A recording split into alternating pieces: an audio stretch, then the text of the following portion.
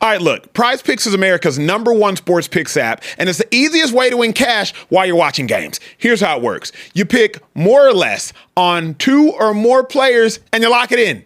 That's it. No spreadsheets, no nonsense. If player picks aren't your thing, you can also pick teams now. Winner, spread, total, all in the same map. Team picks are live in 30 states, including California, Texas, my home state, and Florida. Most importantly, new users use code Speakeasy. $5 gets you $50 in lineups for free. PrizePicks. It's good to be right. To the Speakeasy sophisticated sports talk with the best in the game. I'm the large human being named Carebear, standing behind the bar, Kieran, Hickey, Simple, and I'm joined here today with 2 of my favorite OGs. One of them is even more of my favorite because he signs my checks. I'm sorry, TJ. Emmanuel Acho in the building. It is Haircut Wednesday. Shout out to my dog, Trail. Shout out to Beautiful Trail people. Jones. Y'all could be doing anything. You're hanging out in the Speakeasy. We do not take it for granted. It is a jam-packed show today. Training camp has started, which means there have been fights, brawls, melees have occurred in practice. Hey, thank y'all for hanging out with us. Y'all could be on Snapchat, Twitter, all of the things, and you watching our show. We will never, ever, ever, ever take that for granted. If we've done anything for y'all, it would mean everything to us. Hit that subscribe button, hit the bell button to be notified when we're going live, but hit the like button. It pushes us further into the algorithm so more people can enjoy the show. We've gained about 1,200 subscribers the last week or so. Show has been rolling. Thanks to y'all. Kudos to y'all. Love to y'all. Carebear, hurry up. Look, also joining us here in the Speakeasy, the resident OG of the show. I'm talking about a man who is no stranger to greatness, the former Pro Bowler. The guy who got busy in one of the best defensive eras of football against some of the best defenders the game has ever seen. I'm talking about your favorite route runner's favorite route runner, now teaching your favorite route runners how to run routes. TJ Hooshmanzada in the building. How we doing today, Hoosh? In the building. Good to be here. With that crispy Come white on tee. now, bruh. It's been a little minute. It does Did feel we like do a show last week? Yeah, we did. it Last just Thursday, seems like just it. seems- It seemed like a minute, man. It was the first time we had Shady back for the first 3 days of the week. I think that's why. That's why. He was present. Now he was present this time. No, look, also joining us here in the Speakeasy, a father ×2 now, Indiana's own most relatable, debatable, least relatable, social person in the entire business. debatable. Social Trey in the building. How we doing? Listen, man. Boo! Start the show Yeah, off with already. it. Already is crazy, TJ. Absolutely. And that's wild. Listen, I don't got really nothing to say today. I'm just ready to get the show. Me and Kieran both got the crispy black tees. Mine is significantly less fabric. TJ got the crispy white tee. And, I chose the odd thumb out. Yeah, that is true. That is true. That nasty Eagles green on. Yeah, that's a gross color. Kieran, get the show started, We bro. have a great show for you guys today, and what place to start other than Cincinnati, Ohio for the Bengals camp. It was an interesting day one of training camp as Jamar Chase was getting into a scuffle with some of the DBs on the team. This is the type of fight that we like to see. Here he is throwing DJ Turner's helmet 20 yards downfield as well. You see him right here talking, maybe even about to square up. Everybody looking at him like, bro, we can't swing on you, bro. You get paid $40 million a year. I can't sit over here and swing on you. See 35 right there giving him some trash talk. Chase ends up smacking him in the face. Just seems like some competitive nature, getting those juices flowing day one of training camp. This was Jamar right afterwards, though, getting a completion on this pass from Joe Burrow, stepping out of bounds, and then letting DJ Turner hear it after he tossed his helmet. See if we can hear what he has to say. He's letting them know. One of my favorite parts of the offseason is watching wide receivers do some shit talk during training camp. You guys' reaction to this scuffle on day one in the Bengals training camp? Bengals legend. Talk to me.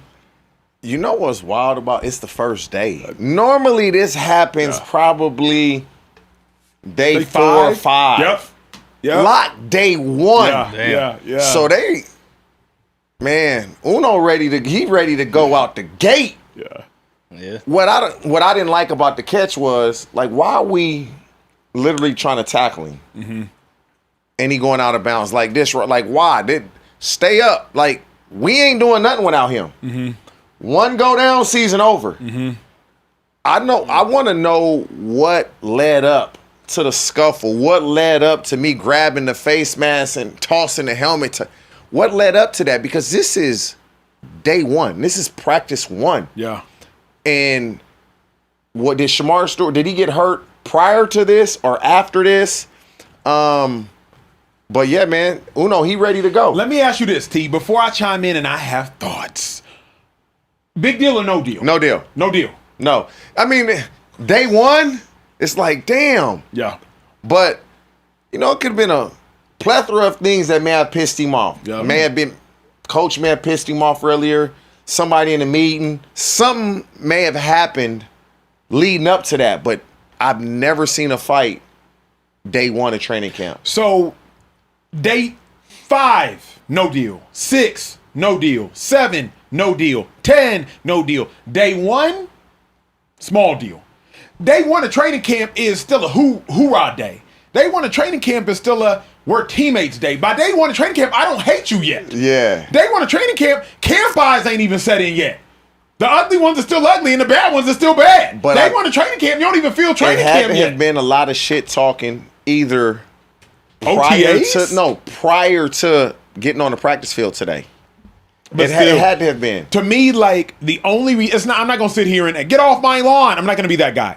But I've played enough ball collegiately, professionally, and been around enough ball to know if you in a fight, day one of camp, we just don't really either like or respect each other. Day one, DBs and DBs and wideouts are actually boys. Yeah. Like y'all actually hella cool. You know what I'm saying? Running backs and linebackers, we actually cool. We respect each other. During camp, I start to hate them, but day one is still like, that's my dog, bro. We go through during weightlifting. They put DBs and receivers together.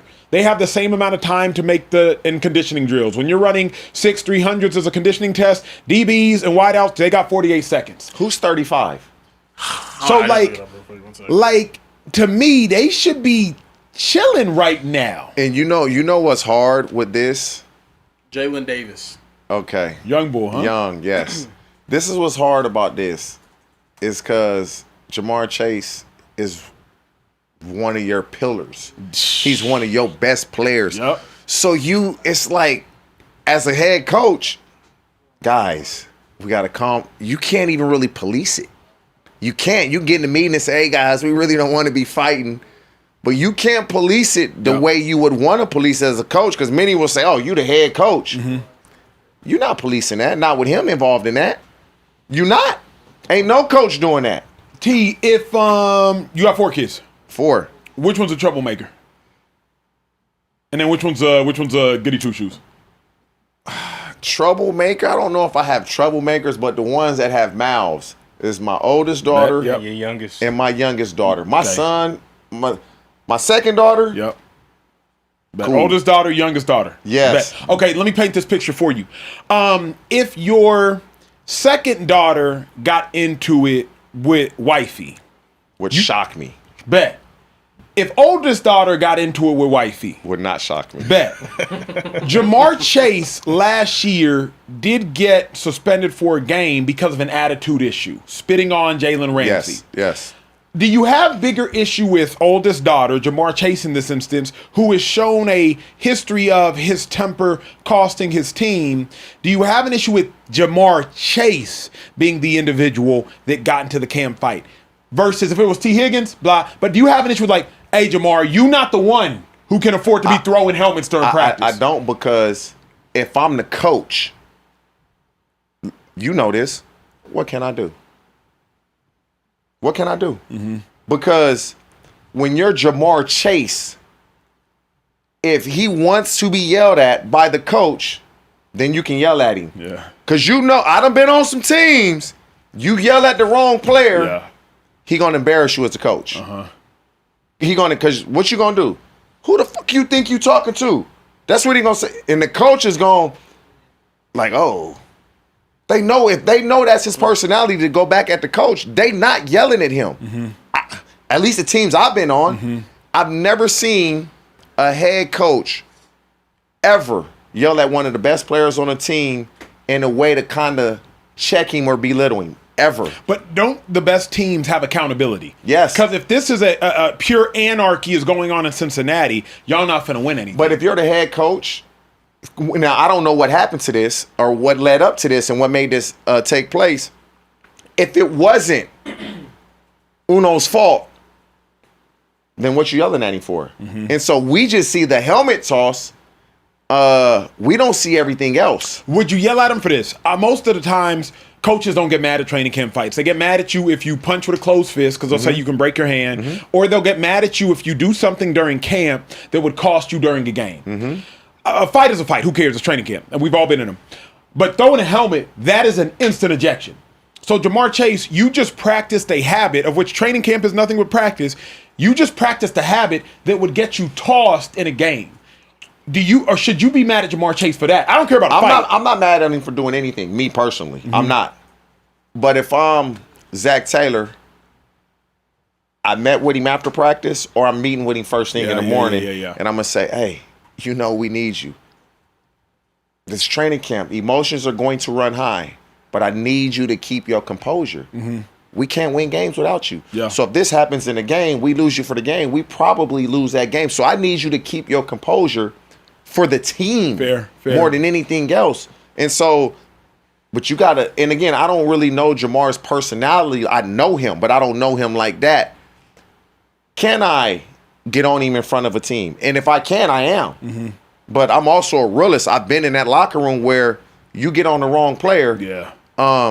He gonna really let everybody know who running things around here. Exactly. Yeah, that's facts. Karen, what's your thought on a fan perspective? Like when you see a training camp fight, but day one, does that matter? I don't give a shit when it is. I love it. I love it. As a fan, I don't think you ever see your team fighting and you're like, oh, we're just a mess right now, are we?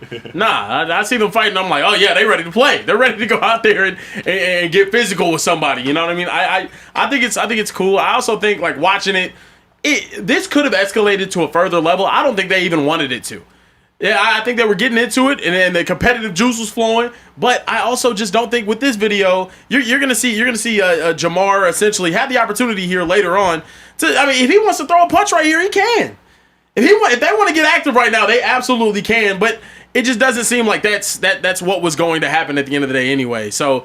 To me, it's just it's them doing a lot of bickering, doing a lot of arguing, but nothing actually substantial other than the helmet toss, which I think you have to have that conversation like, yo, don't go toss people's helmets if this is a game. Man, when they done, this practice gonna start back up. He chilling. But even this right here isn't. You see this in NFL games. I can see this on any given Sunday. So I don't mind. Other than the helmet toss, just tell them the helmet toss, bro. You just know you can't do that in the game. I like you competing. You know what I don't like though? It's just fake to me. And not that the fighting is fake. I'm not saying that. When people try to say what Kieran said, it's a myth. Man, they tough. They ready. This Bengals defense could go give up 500 yards in week one. This fight ain't got nothing to do with gap integrity. But we not. We not. Fair. We not. Yeah, we not. Jump in there. We're not doing that though. Hey, we ain't giving up 400. We ain't giving up 350. Okay. Look, you getting? Yeah. It's just like this has nothing to do with eye discipline. Gap integrity, hat, hands, and feet, striking nobody. That's why I'm like, training camp fights are so stupid. Who won the Super Bowl? Seahawks. We didn't see one training camp fight out of Seattle. We saw the Cowboys fight last. Norman got into it, and they went to the Super Bowl. They did, but it also can be the defense now compared to what he's used to is playing a little more competitive in practice. They're a little more edgy now in practice. It's a good way to look at it. And so the defense now can be approaching this a little differently than what he's used to. And so now you like, hold the fuck on, bro. What are y'all on? It could be one of those things. Like, this is what y'all on first day of training camp. It could be one because of the defense was the laughingstock of the team last year. Now you got these new faces. We gonna guaranteeing that defensive meeting. Al Golden. We gonna set the tone today, right now. We every day, nothing easy. And so it could have been one of those things as well where it kind of Chase was taken aback, but wait, what's going on? Could be one of those. And to your point, I'll go in and say, hey, keep him up. But I like that tenacity. Yes. I like that tenacity, 35. You know, hey, stay on your feet, but I like that right there. When they get pads on, it's going to be another fight. Absolutely. As soon as they get pads on, because somebody on defense. Pads is popping. Yeah. Right away. Yeah, that's real. No, that's as they real. should be. Look, keeping the show pushing. We got to talk about more news out of training camp. We got to see our first look at Jalen Hurts getting around out there. You know, you see him dropping back, not being able to find any wide receivers, and then taking off through the middle of that, the gaping holes that are going to be on his offensive line. You see him also. There's more training camp footage right here, dropping back, and he's not throwing the ball again. He is taking off. Getting some reps in there, maybe on, I don't even know what it is. I don't even know what it is. If you guys are having audio issues, by the way, real quick, refresh the stream. Just refresh it. Refresh the stream. You will be okay. Look, Jalen Hurts also had his first media availability, went up to the podium, but before anybody could ask a question, What'd he say? he decided to drop another quote on us and said 100% alignment, 0 entitlement. This page equals time saying no A.J. Brown, new offense, new receivers. The standard didn't move. I know Jalen Hurts could not wait to get out another one of those Pinterest quotes that he loves speaking in. Pinterest quotes. That's crazy. Pinterest quotes hurts. Do you guys think this is something, or do you guys think this is nothing from Jalen Hurts? I think this is everything. Jalen Hurts, day one of training camp. I will not overreact, but I will absolutely react. He looks good. He looks really good. He looks very lean. He looks athletic. He looks like he has a little bit more jump and explosiveness in his step. Why the hell is that relevant? Well, you got to remember, last year, Jalen Hurts only averaged 26 yards per game on the ground. At Jalen Hurts' peak, he averaged 52 yards per game on the ground. What's that mean? Last year, Jalen Hurts was just half of himself as far as his running output.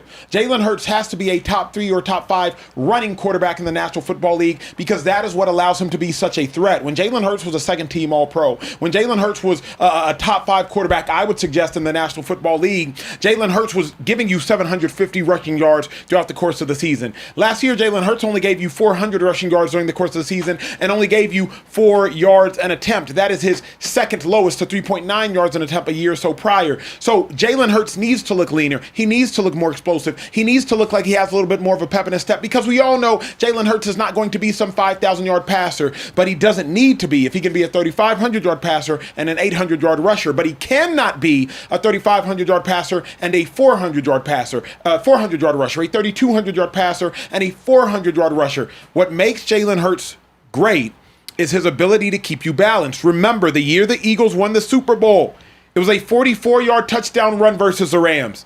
Who cares if it was through the air or on the ground? It was on the ground for Hurts. But that was a difference maker in the game. That helped solidify, hey, the Eagles are here and they're here to stay. So to me, seeing Jalen Hurts look leaner, seeing him look more explosive, seeing him have a little more pep in his step, this means everything for Jalen and the Eagles. It looks better if we can do this when it matters. True. Okay?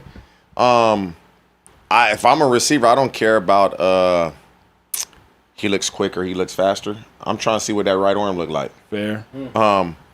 Can we get this ball out where I can get the ball and do something with it? Can I get some rack? When I'm coming out my break, is the ball going to be on time? Are you throwing with anticipation? That's what I care about as a receiver. Now, the totality of Jalen Hurts as a quarterback, of course, is going to help him win more games if he's lost a little weight and he's a little faster than he was last year. Yeah, that's good for the team. But ultimately, what's best for the team is that right arm and shoulder of Jalen Hurts getting the ball out to his playmakers. I think that's more important than anything. How is he adapting to this new offense? What he said, 100% alignment, no entitlement. 0 entitlement, yeah. Is that the first thing he said? Yeah, it's the first thing he said. I find that quite odd. Like, where is this coming from? No entitlement. Why would it be any entitlement? Where is this coming from? Who feels they have a sense of entitlement? Like, so I found that to be odd. If that is the first thing that said, we're aligned and there's no entitlement. As to say, last year we weren't, but this year we are. Yeah. You guys think it's a shot at A.J. Brown? I think, and not a direct one. I think if you're watching the Eagles right now, Jalen Hurts, oddly enough, there does seem to be more smiles in the building. There does seem to be as better the youngsters energy. would say, he's subbing him. Yeah. He kind of subbing him, right? That's how I took it. That's a sub tweet. It's like a sub. But I don't think, to me, I do just think there's better energy in the building, and rightfully so.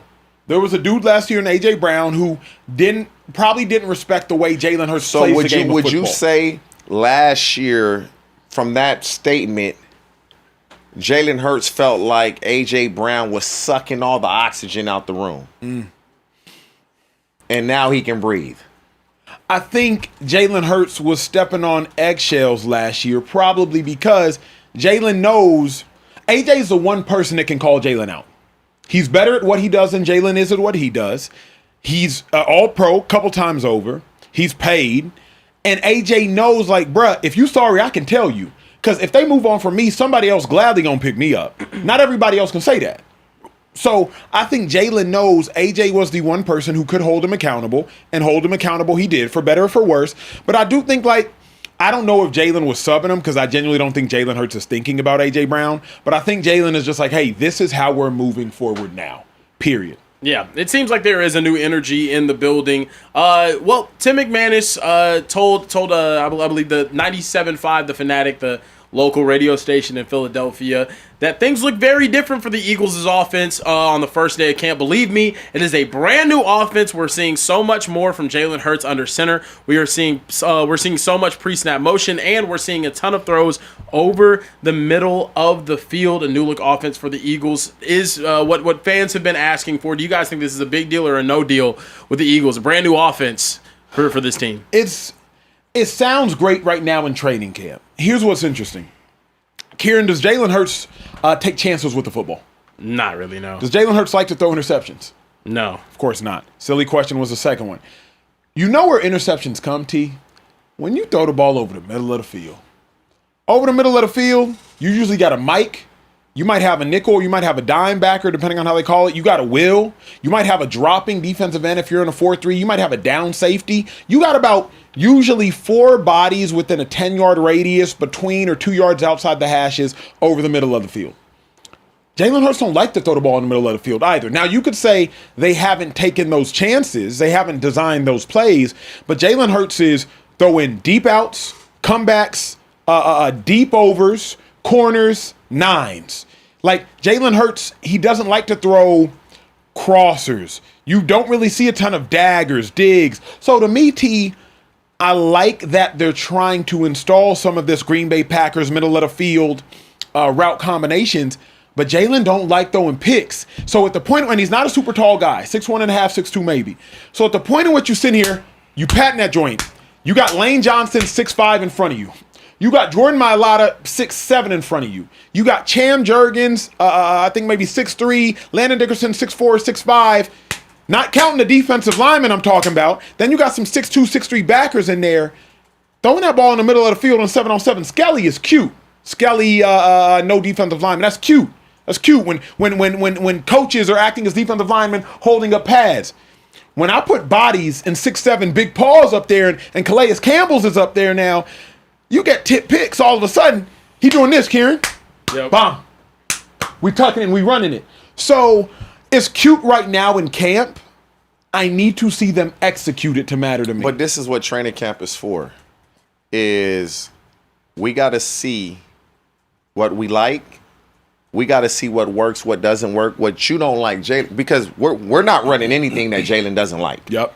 And so the good thing that they have in their favor is every day they're going against a top 10 defense. Yeah. Every day they're going against a top defense. So he's going to get the looks in practice better than what he's going to see on the majority of every Sunday that he plays. Yeah. And so that's going to make him better. If he can make these throws and these plays in practice, he should gain a ton of confidence that, oh, I can do this in a game easily, because who is he going to face that's better than his defense? Not Good many. point. And so you have to the offense has to be different. We cannot do what you've done in years past, because what you've done in years past didn't work, specifically last year. So we're going to overhaul this.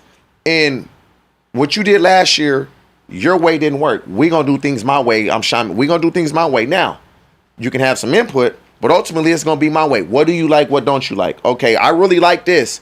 And if Jalen doesn't like it, well, we got to figure out what you like out of this, because we're not just going to take all of this out. Yeah. You may not like throwing across the middle, but we're going to throw some balls in the middle of the field. We have to.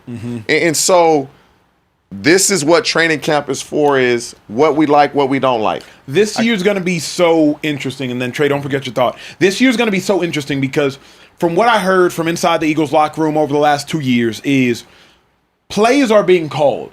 But if Jalen Hurts is not comfortable with the play that's being called, he's not throwing that football. Somebody told me, you called about 28 passing plays for Jalen Hurts. He's going to throw 6 of them away because he just doesn't like the look. He's going to tuck and run another 6 of them. You got 28 minus 12, you're looking at 16 of them. Now you only got 16 balls to be spread around 4 to 5 eligible receivers. You're looking at 4 to 6 targets a person. Hence why some individuals might be upset. Hey, Acho. So, talk to me. Jalen Hurts playing for a contract this year. He ain't throwing them shits away. He gonna throw that ball this year. He playing that. He lost that weight. He looking a little fresher. He playing for a contract. I don't think Jalen Hurts knows how to be a risk taker. He got benched in college for Tua Tagovailoa at Alabama because he wouldn't push the ball. He's not gonna be a risk taker, but he's gonna get the job done more efficiently than what he did last season. Because if they see promise out of Sean Mannion, Sean Mannion gonna be in Philadelphia 2 years. Yep. And then he gonna be gone. Yep. They want to make the most of them 2 years.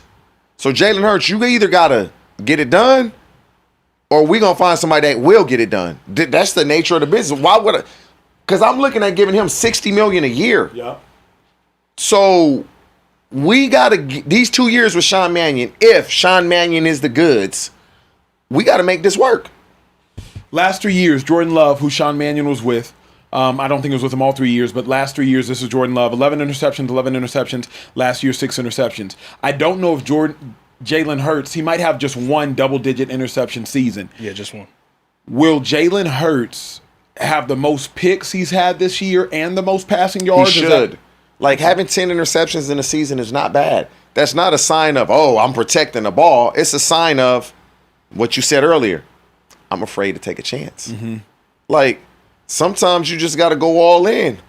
And it's going to work out for you. Sometimes it's not. Yeah, that's but well said. If you throwing that ball up for grabs and the guy has, like, I'm not throwing the ball up for grabs to a guy that's 5'10". Mm-hmm. But Smitty and Dontavian Wicks, I'm going to give you some 50-50 balls. Make me look good, because if that shit get picked off, you ain't get another one. But do the Eagles have any 50-50 receivers anymore? I don't know Wicks' size. But like a Dontavian 50-50 ball about to Smitty is 6'2". He about 6'2", about 190. in this era of cornerback. I don't know if I'm throwing a jump ball to Smitty. In this era of cornerbacks now, look at the Eagles cornerbacks. Tariq Woolen, I think, is like 6'4". Quinyon Mitchell's like 6'1". Sometimes you just Smitty can make some plays in the air. Yeah, but sometimes you just got to take a chance. It's just like, yeah. I just got to take it. I got to believe in my guy. It's going to be a catch or an incompletion. Not too many people have as many receivers as physically imposing as A.J. Brown, though, either. So Correct. It's Correct. They don't exist like that. Smitty, for his frame, an amazing 50-50 ball catcher for his size. But anyway, yeah, and I know we got some super chats. We do have some super chats. Talk to me, Trey. Listen, I got to get started with CX Spurs said, first of all, God is good. All the time. And all the time. God is good. Amen. But I want to know, what quarterback do you think will run the NFL in the next 5 to 10 years? Carebear, who you got? With Ben Johnson, give me Caleb Williams. Yeah, we know. Caleb Okay, Williams. all right. TJ. That's gonna be a problem. No, Like, that is a valid take. When the super chat, a lot of people responded. They said Caleb Williams. If he stays with Ben Johnson and continues on the trajectory Ben that he's Johnson's on, young, innovative. Like that's that looks like a younger Pat and Andy. Yeah, on both sides of it. Yeah, coaching and player. TJ, who you got? 5 to 10. Y'all about to kill me for this. You say JJ McCarthy? Nah. But I'm basing it off of what he has around him and the guys. I think he's gonna have like Kyler, a breakout season better than what he is. CJ Stroud.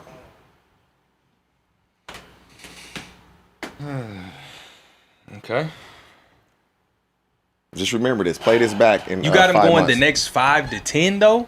With that defense, as young as them boys are on the defensive side of the ball. Karen, do we need a round of applause?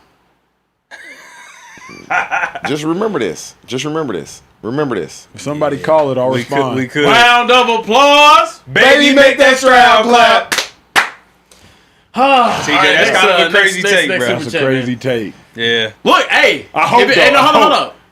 TJ Stradamus, though, if it comes true this year, We all got to take a shot. If that's true, the Texans is going to two Super Bowls in the next 4 years. If he balls this year, they're my Super Bowl favorite. What?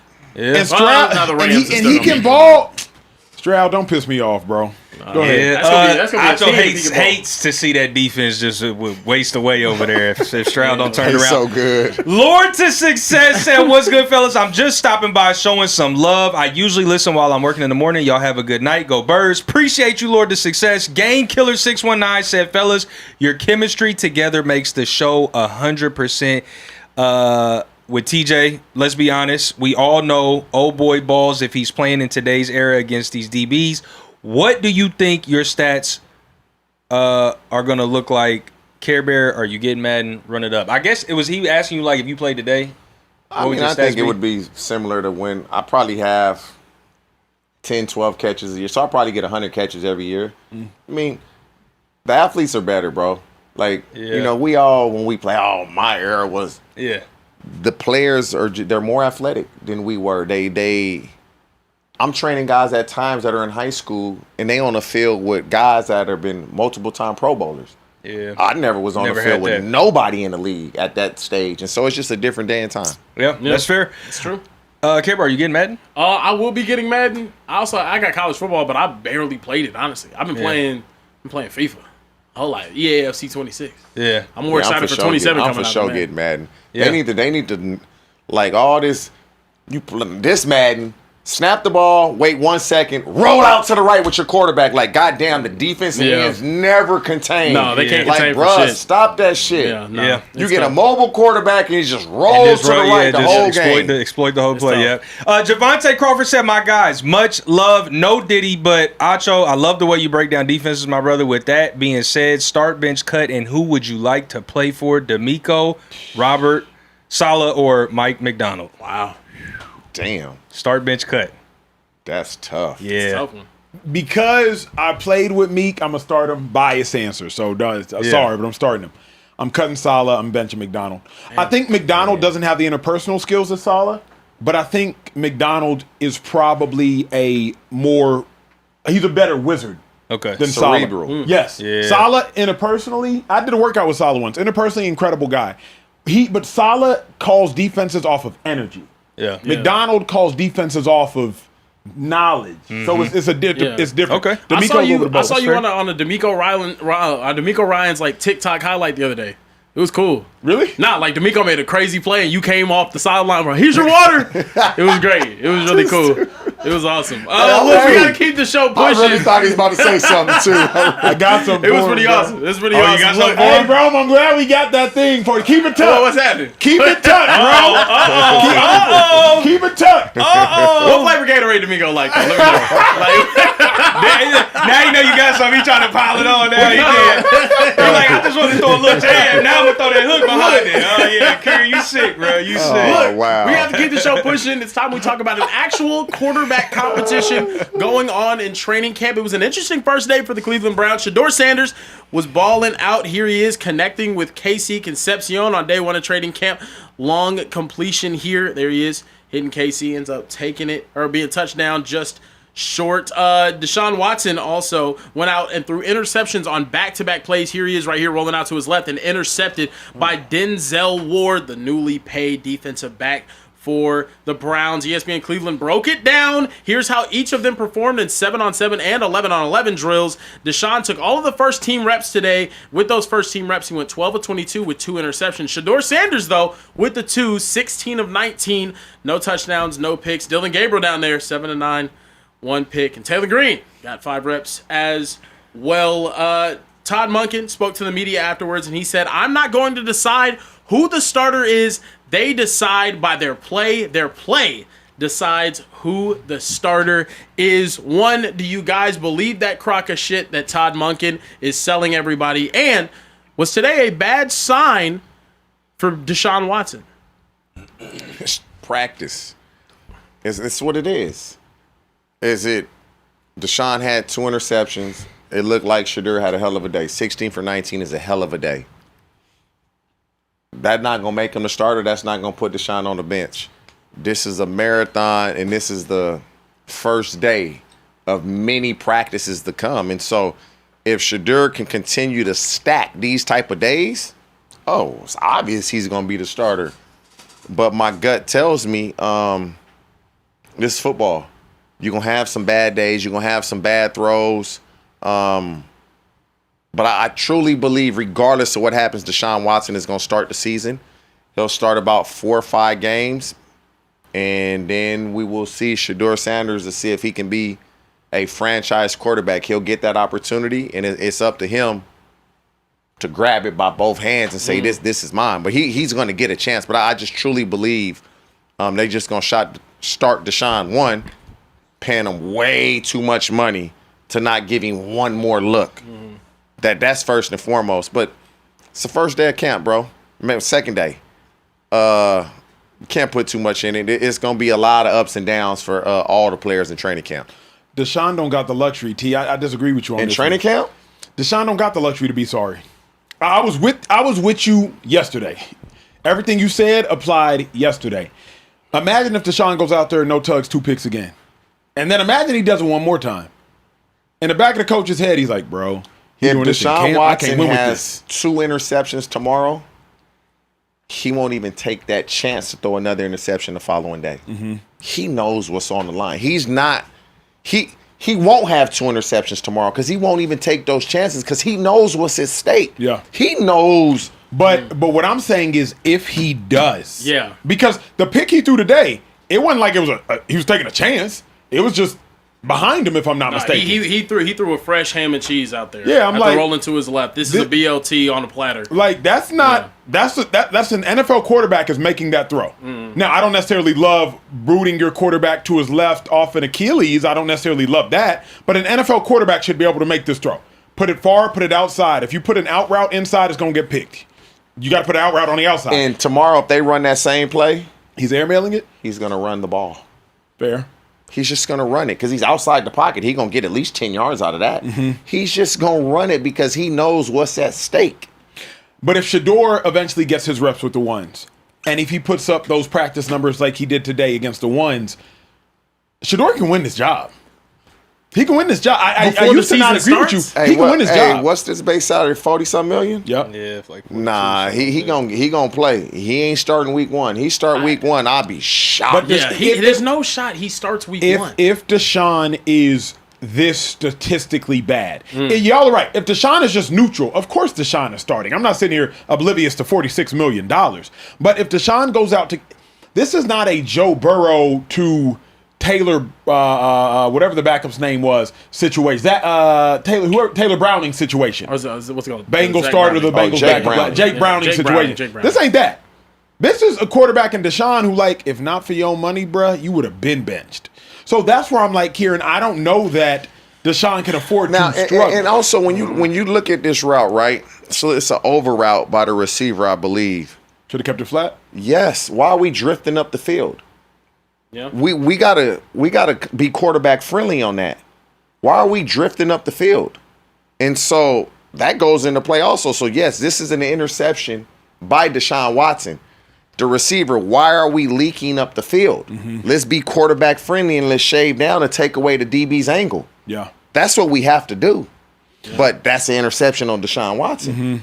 Yeah, I just think it's going to take an ungodly amount of meatball marinaras for him to not be able to be the starter at the start of the season. He has to look abysmal in camp. If he has a rough camp, that's okay. If he has just an okay camp, I still think they're gonna roll with him given his experience in the league prior. Now, do you think there's a world where Shedeur can just play amazing? He can have the best camp of his entire life. And Todd Monken sitting there looking at the rest of his team is like, I'm sorry, I can't after that camp have him not go out there and start. The reason I just don't think it's possible is because Cleveland doesn't have the dudes.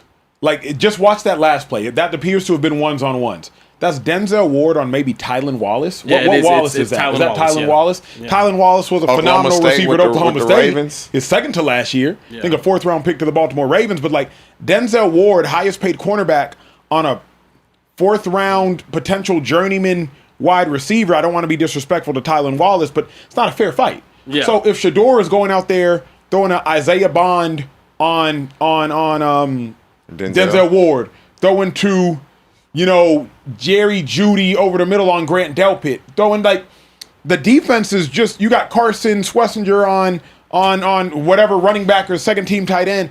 I don't know that Shedeur has enough help around him to go out and light the world on fire. Yeah. That's the only. What if he just does more of what he did today, which is with the twos, go out there and give you, I'm making the right plays over and over and over again. Then if Deshaun's neutral, he'll start like T said week 3. He'll start week 3, week 4. Yeah, but I think with every bad camp performance, though, I still think Deshaun's going to start. But like you said, that leash gets shorter and shorter and shorter. Instead of Shedeur going in week 5 or 6, now he's going in week 3 or 4. Now that's all 2. it is. It's the amount of games we gonna give you. Because I think if you're the Cleveland front office and you see Shedeur come out and have a phenomenal camp, all camp, and he looks better, then you're like, okay, great. Now we don't have to think about anything quarterback for the future of our franchise. So whenever we get this Deshaun Watson problem issue resolved and figured out, whatever that looks like, if we get rid of him, if we just, bench him at the end of the season or a few weeks into the season or whatever, they can at least sleep easy at night knowing we have our quarterback of the future, which is like, that's a soft pillow to be able to sleep on. Whereas, you usurp Deshaun Watson with Shedeur, and then he goes out there and doesn't play well. Now Deshaun's angry and bitter because, y'all shouldn't have started this rookie over me, or, second-year player over me anyway. And then it just causes a bunch of tension, and they're back to square one when, Acho's favorite coach, Stefanski, was there. So we don't want that to happen. Let me ask y'all this before we move. I need an answer from potentially everybody. All things considered, not just on the field, Kieran, but all things considered, who has more pressure every day they step onto the football field? Shedeur Sanders, Deshaun Watson? Deshaun, yeah. It's not even close. Really? Deshaun is not even close. It's still, Shedeur's had 8 games of a career right now going into year 2 with a coaching change. You get grace for that.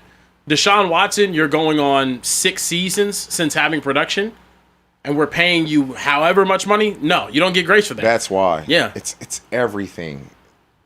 Shedeur is just football. Deshaun Watson is whatever, right or wrong, it's everything. Yeah.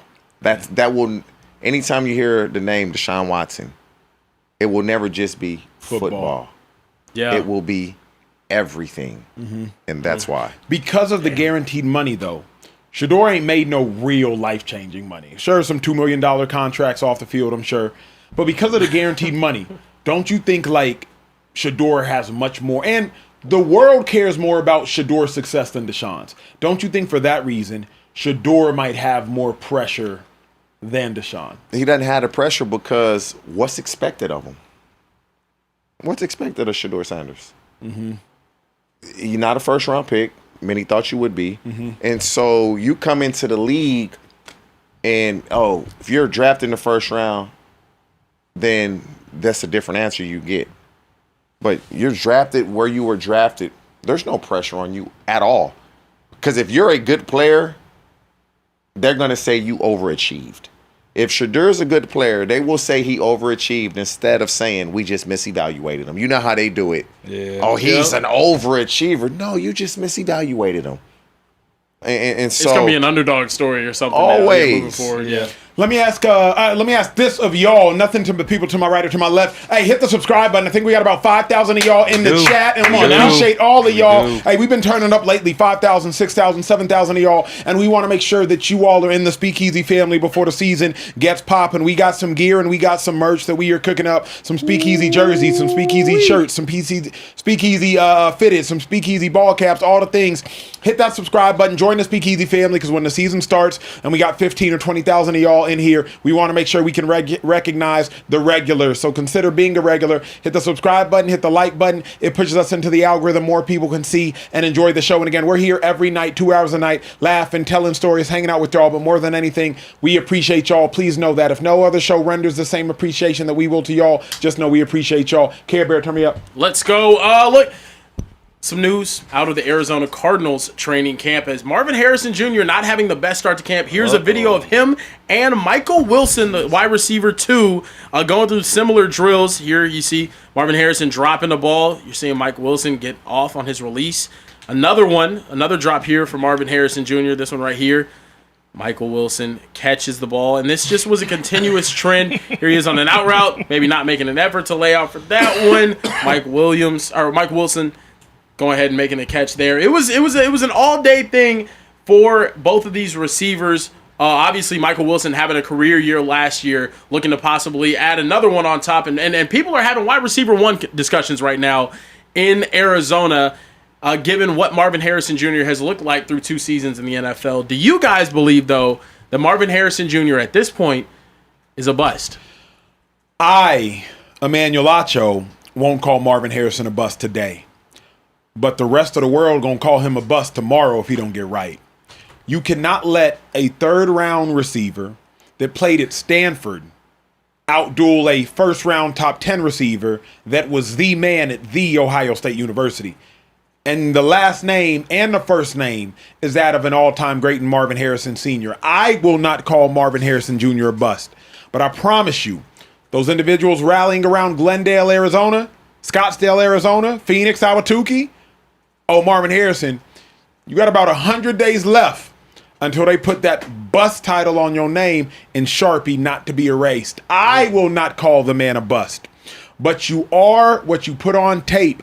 My coach would tell me, the big eye in the sky, it don't lie. And right now, the big eye in the sky, which is the camcorder that is recording Marvin Harrison, it ain't told one lie yet. He's not hustling. He's not getting in and out of breaks. He looks sluggish. He's not making an extreme effort in attempts for the football. And more than anything, effort is free. Effort is your responsibility to the game of football. And he looks like he has first-round swag without first-round production. I'm not going to call him a bust. But the rest of the world will very quickly. No, I won't call him a bust yet, but, I mean, Mike was trained by one of the best. Man. Oh, yeah, no, I heard this. Yeah, you trained Michael Wilson. So I probably have trained Mike more than any player ever. Talk Marv first, bro. I expect Mike, no disrespect, I expect Mike to look better than Marvin Harrison. How? Because Mike knows what to do, when to do it, why to do it. He knows that. Bro, hold on. Respectfully. You trained Michael Wilson. Yeah, I've been training him since he was a freshman at Stanford. Kieran, any idea, just take a guess, who might have been training Marvin Harrison Jr. since, I don't know, maybe he came out the womb? What'd that mean? Marvin Harrison Sr.? What'd that mean? So, I say that with all due respect. When it's your daddy, when you're a child, you think your daddy ain't shit. Everybody else thinks he's something. Oh, that's my daddy. Not saying that's the case, but it's no excuse, is what I'm saying. I know what I'm doing. There's no excuse for Marvin Harrison, whose dad is Marvin Harrison Sr. If you just watch them run the whip route that they ran, the return route, they ran them very differently. Very differently. Because we work on this every day. But Marvin Harrison Jr. does too. How do you know that? Because his dad was Marvin Harrison Sr. I'm just telling you, we work on this every day. Every day. Like that out route. Jacoby Brissett, that's the starting quarterback, Jacoby Brissett. Why is he not snapping his head on? Can you run back to the top of the Jacoby Brissett? Here's the out route. Why is he not getting out that break? Accelerate out the break. Exactly. It's because he's not putting his foot in the ground with enough force and violence to where he can snap his head around. Accelerate out the break. Because if he accelerates out, he's going to slip and fall. That's why he's staying forward face. His shoulders are a little square, a little longer. Because if he does, like that right there, that return, you got to just bow in and out. Feet in the ground, let's get out. I'm not taking extra steps. And so Jacoby Brissett has a rapport with Michael Wilson. Because when Marvin Harrison Jr. was hurt last year, Mike was getting 100 yards every game. But bump rapport, bruh. I'm talking about, this is on air. I know. But I don't care about rapport. So this is on Marvin air. Harrison will be a bust after this season if he doesn't have 900 yards. Yeah. You can't have 700. You got to have at least 900 yards. You have, and this is the thing, Trey McBride, the number one option in the passing game. Michael Wilson should be the number 2 option in the passing game. Marvin Harrison is going to be the number 3 option in the passing game. Now, because where Marvin Harrison was drafted, him and Mike may flip. But that's what should take place because of the season that Mike had last year. Way less opportunity, way more stats. But you know what's crazy is this is what I love about this specific clip footage that we're watching. Shout out to y'all on the Speakeasy. You know TJ Hushmanzadeh gonna give y'all the real. You see why players don't produce as much as other players in season. Because this translates. I said today, and y'all might, if y'all are parents, teachers, coaches watching, take note of what I'm about to say. You do not rise to the occasion. You sink to your level of training. There's a rise to the occasion. That's a myth. You finna sink to your level of training. And the level of training that we're seeing out of Marvin Harrison versus the level of training that we're seeing out of Michael Wilson is vastly different. One of these players looks like a 1,200-yard receiver. One of these players looks like a 600-yard receiver. You just go back to the post corner. Post out, cover 3, we come flat. Just look at how many steps it takes Mike to get out and look at how many steps it's taking Junior to get out. Is that it's training different. or is that effort? It's a little bit of both. Because in training, we doing this shit like it's game speed. But you know what else ticks me off, bro? You can't be sorry and swaggy. And Marvin Harrison is too much sorry He's not to be sorry though. But He's no, not sorry. No. I'm saying this. What I'm watching. Yeah. I don't think he's sorry. What I'm watching, you got the James Jones hoodie going on. You got the black towel going on. You got the black cleats with the black socks. Like, to me, you can't be sorry and swag. Meanwhile, Wilson is out there just chilling. I don't know what that is. Folks ain't gonna keep being patient with you. That playful person that took Glendale City by storm. Maserati Marv, you know what I mean? That was all cool, but we give that grace to young players. You supposed to be our number 1, and you're playing like a bum. I bet you better start doing your job. Never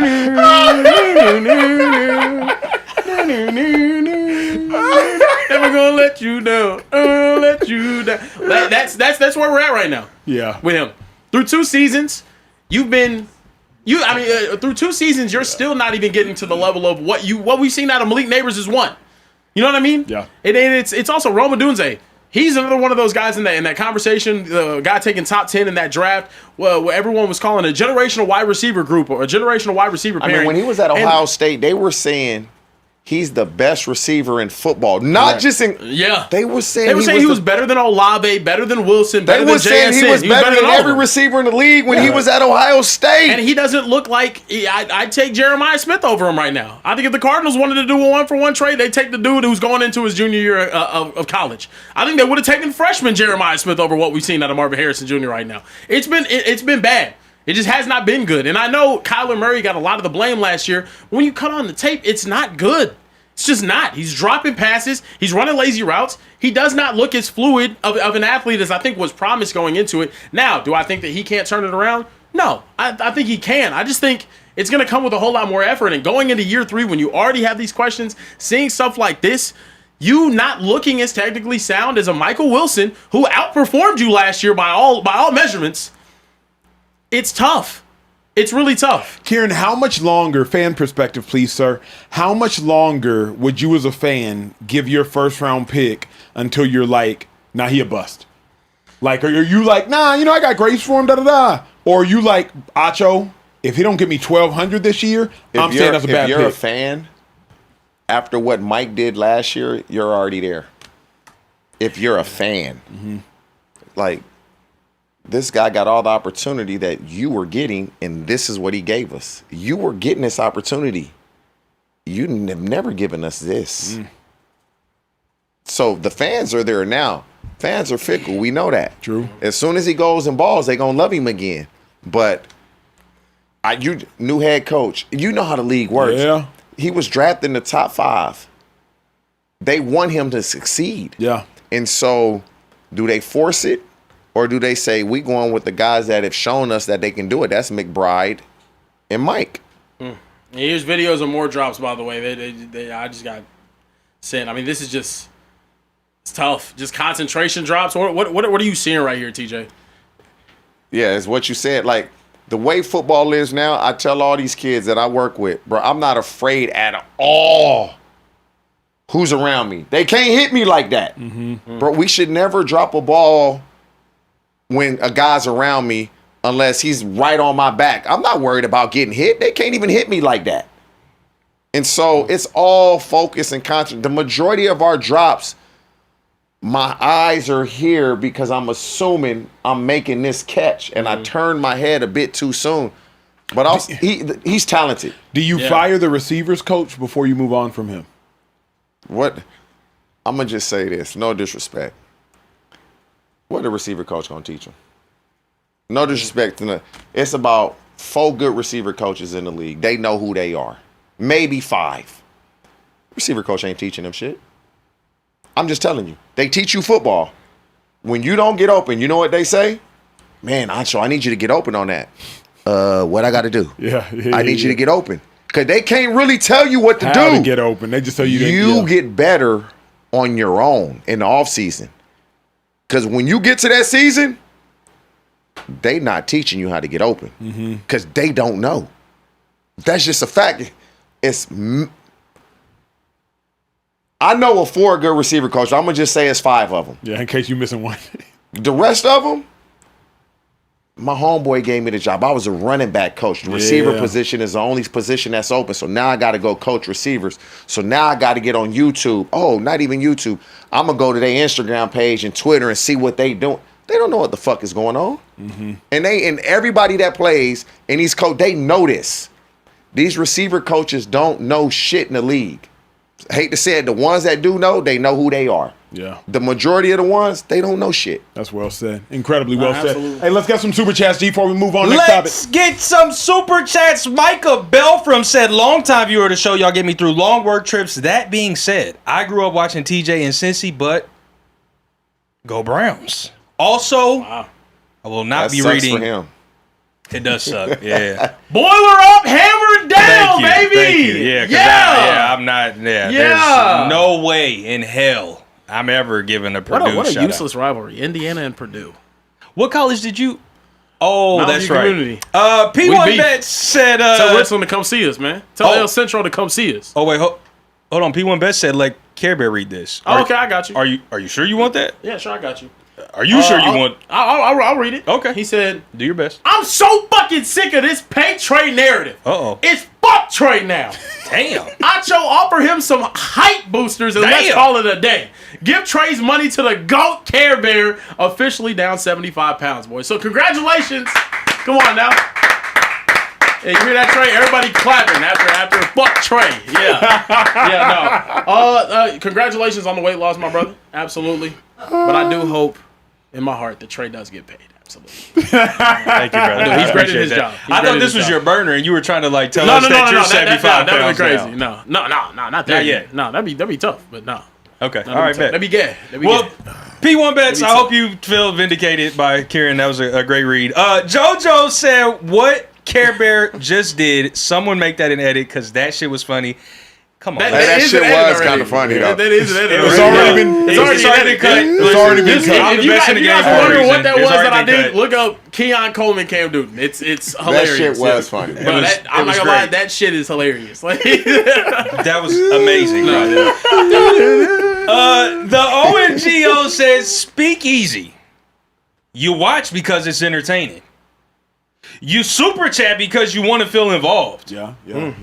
2 super chats that would be read the next episode, allegedly by Trey, aka Social Goon. Oh my goodness. Did it happen? Oh, they on your neck, G.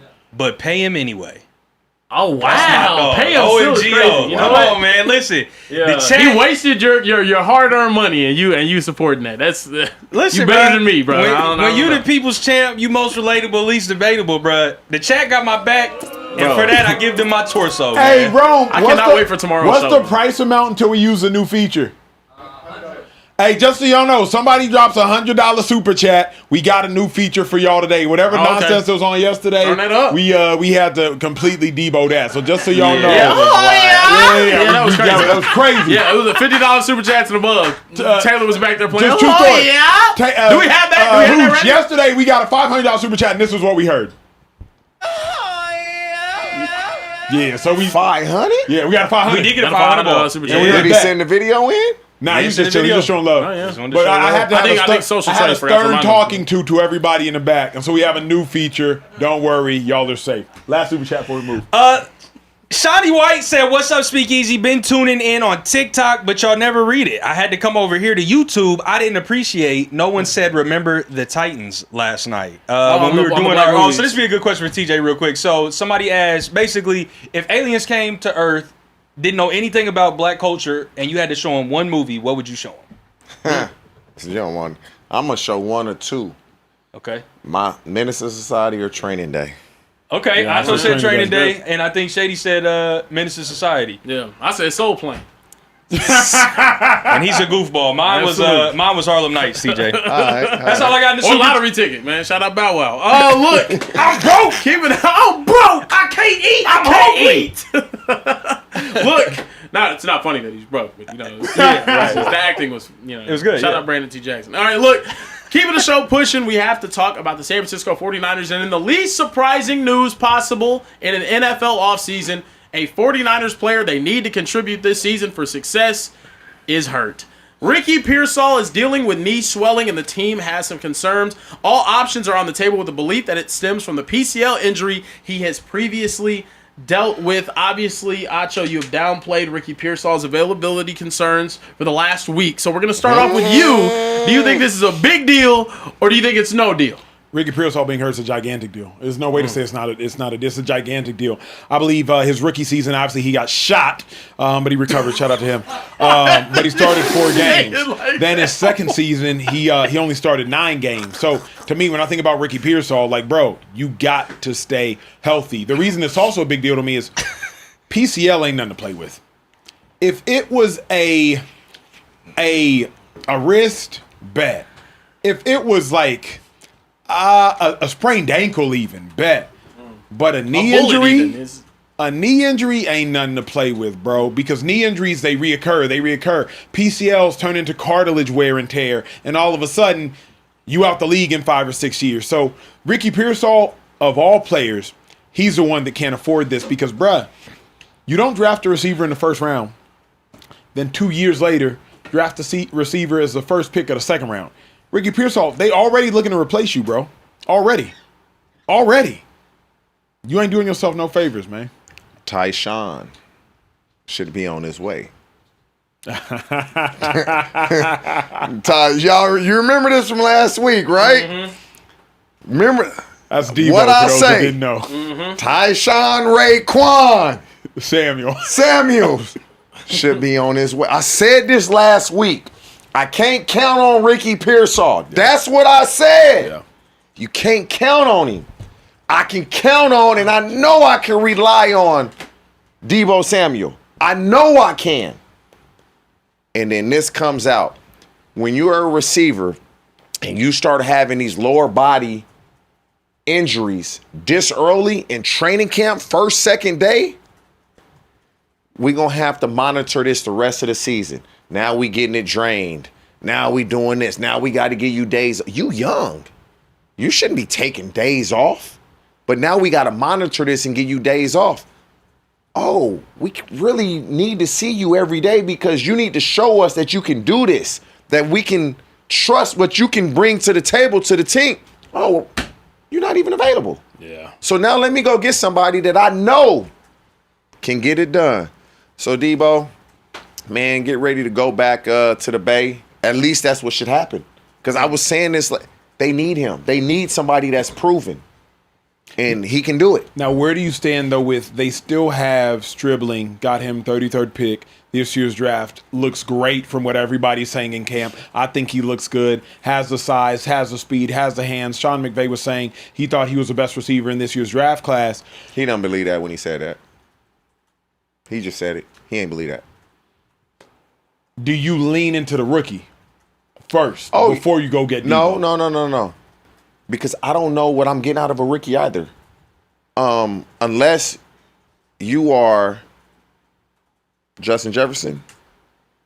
Let me go back. Randy Moss, Justin Jefferson, Jamar Chase. More times than not, you're going to have a lot of ups and downs. Those 3 dudes just came into the league, and I may be leaving somebody else out. But those are great guys on their way to the one in the Hall of Fame, the other two on their way. That just, as soon as they got to the league, it was nothing. More times than not, rookies, it's up and down, ebbs and flows. Can the 49ers afford that? I don't know if they can. Not being in the same division as the Rams, not being in the same division that many believe will have another great season, the Seahawks. I don't think you can afford that. You have to get somebody that you know has gotten it done. Stribling may be able to get it done. I know he can. Meaning Debo. Kieran, I know you had a thought. Bro. I think this is a situation where Ricky Pearsall, although you want to believe because you took him with a first round selection, although you want to believe that's something that you have to see through. Sorry, through 2 years in the NFL, giving you an average of 9.5 games just isn't enough. What happened that first year? He got shot. He got shot with a gun. It's a true story. That was tough, but no, I think it's tough. Now, obviously, the shooting, tough situation, but this was also a pick that people were questioning was, maybe it was a bit of a reach whenever it was first selected. And now you're starting to see, they're saying the same thing about Stribling, so maybe this is where Stribling needs to come in and give you real reps in training camp. But all the signs point towards Debo. He has a familiarity with the system. We already know Kyle Shanahan loves the dude. He wants the dude back. I think the players want the dude back. It's a very easy situation to go to, and it just should be the Debo show moving forward. I don't know what it is, and Debo has aura, so that's got to be what it is. The Niners need a true receiver, TJ. They do not need. No. But this is the thing, though. When you have Mike Evans, sure, and if this rookie is what you think he is, you got your true receivers. Now we have somebody that can do a little bit of everything. And then before the game, we gonna see him and Trent Williams walking out with the bump box, and that's why people want Debo. That's that leader. It's the leadership. Thanks. Last year it was just I promise. I don't even know who was walking out with Trent. You don't either. It's young bulls. But 3 years ago, Trent and Debo. Man, go get that shit right back. A walkout song isn't gonna help you. It's not. Tough, it's the leadership. Like tough. People keep playing this route right with Stribling. He breaking off his inside foot. He's breaking, like, you got to run, force, break on your outside foot. That's why when people are like, it's because he broke off his inside foot. Against a good DB, they jumping that shit. Mm-hmm. They jumping that route. Jalen Ramsey jumping that right now. Mm-hmm. He jumping it because you start to change your stride pattern because you can break. So you breaking off. He broke off his left foot when he should have broke off his right. But he big, got good quickness. He can run. But as a rookie, sometimes you speed yourself up when you shouldn't. Tethering our last two conversations together, who is in a more dire, this is hell situation? Marvin Harrison or Ricky Pearsall? Oh, same draft class. Ricky both Pearsall, because Marvin Harrison's healthy. Mm-hmm. He healthy. Ricky Pearsall, he ain't healthy. So I'll take a guy that's healthy. But Marvin Harrison was drafted in the top 5. Top 5? Drafted high. And so but at least he's healthy. At least he's practicing tomorrow. He wasn't shot. And he wasn't shot. If the Niners wanted Debo, they would have signed Debo. If the Niners, Debo's not crazy expensive, but I also think what people have forgotten they probably didn't want him. Of course. They need him. But here's what I think everybody's forgotten, and I don't know why. I think just because me and Debo have gone back and forth. Remember, Debo wasn't the easiest guy to get along with in the locker room for his teammates his last year in San Fran. Like things change, man. And again, I don't even know Debo like that. Like, I see Debo, we say what's up, but that's it. We just say what's up. We don't speak or like, hey, no. You need dudes that guys respect. That locker room will respect him. And he can play. I need a guy that if they gonna double Mike Evans, I know you can win. That's what I need. Because they double Mike Evans, maybe not. Then they gonna double Kittle. They gonna be looking after McCaffrey. But here's what I have to remind you of. The last time Debo was on the Niners, Juwan Jennings had 300 more yards than him. Listen, when you that Debo, we get comfortable. Yes. He got comfortable. He was heavier than he should have been. because all you gotta do is go look at it. He ain't heavy like that, because football will have a way to humble you when we think we're this. And fuck, I'm ready to go and I'm not signed. It humbles you. Don't you think going back to that old thing would be worse than Debo going back to somebody new? Because you go back to San Fran, same locker room, they're going to respect you like you old Debo. So I And think they should. But to your point, I think if Debo went to a new team, he would have to go prove himself. I think he has to prove himself because of training camp has started and you're at home. Yeah. That's, Training camp has started and you're at home. This is when you feel it. Like, everybody's like, oh, no. When training camp has started and you still on the street. And this is the thing, though. Financially, he should be perfectly fine for the rest of his life. He's made a ton of money. But this is when our pride and ego kick in. Because you watching these highlights and buddy can't fuck with me. Yeah. Like, you watching this and, like, it motivates you so much. So as soon as you get to camp, I got something to prove. Here's what we know. If they don't either sign Debo in the next 2 days or bring him in for a workout in the next 2 days, it's not happening. Because this is when, and I've been in this situation, know people that have, you watch your old team, somebody gets hurt, and the first thing you do is you call your agent. Hey, bruh, they finna bring me in. You heard from Lynch yet? You heard from Shanahan yet? It ain't like he ain't got one of the most powerful agents in football. Who's Debo's?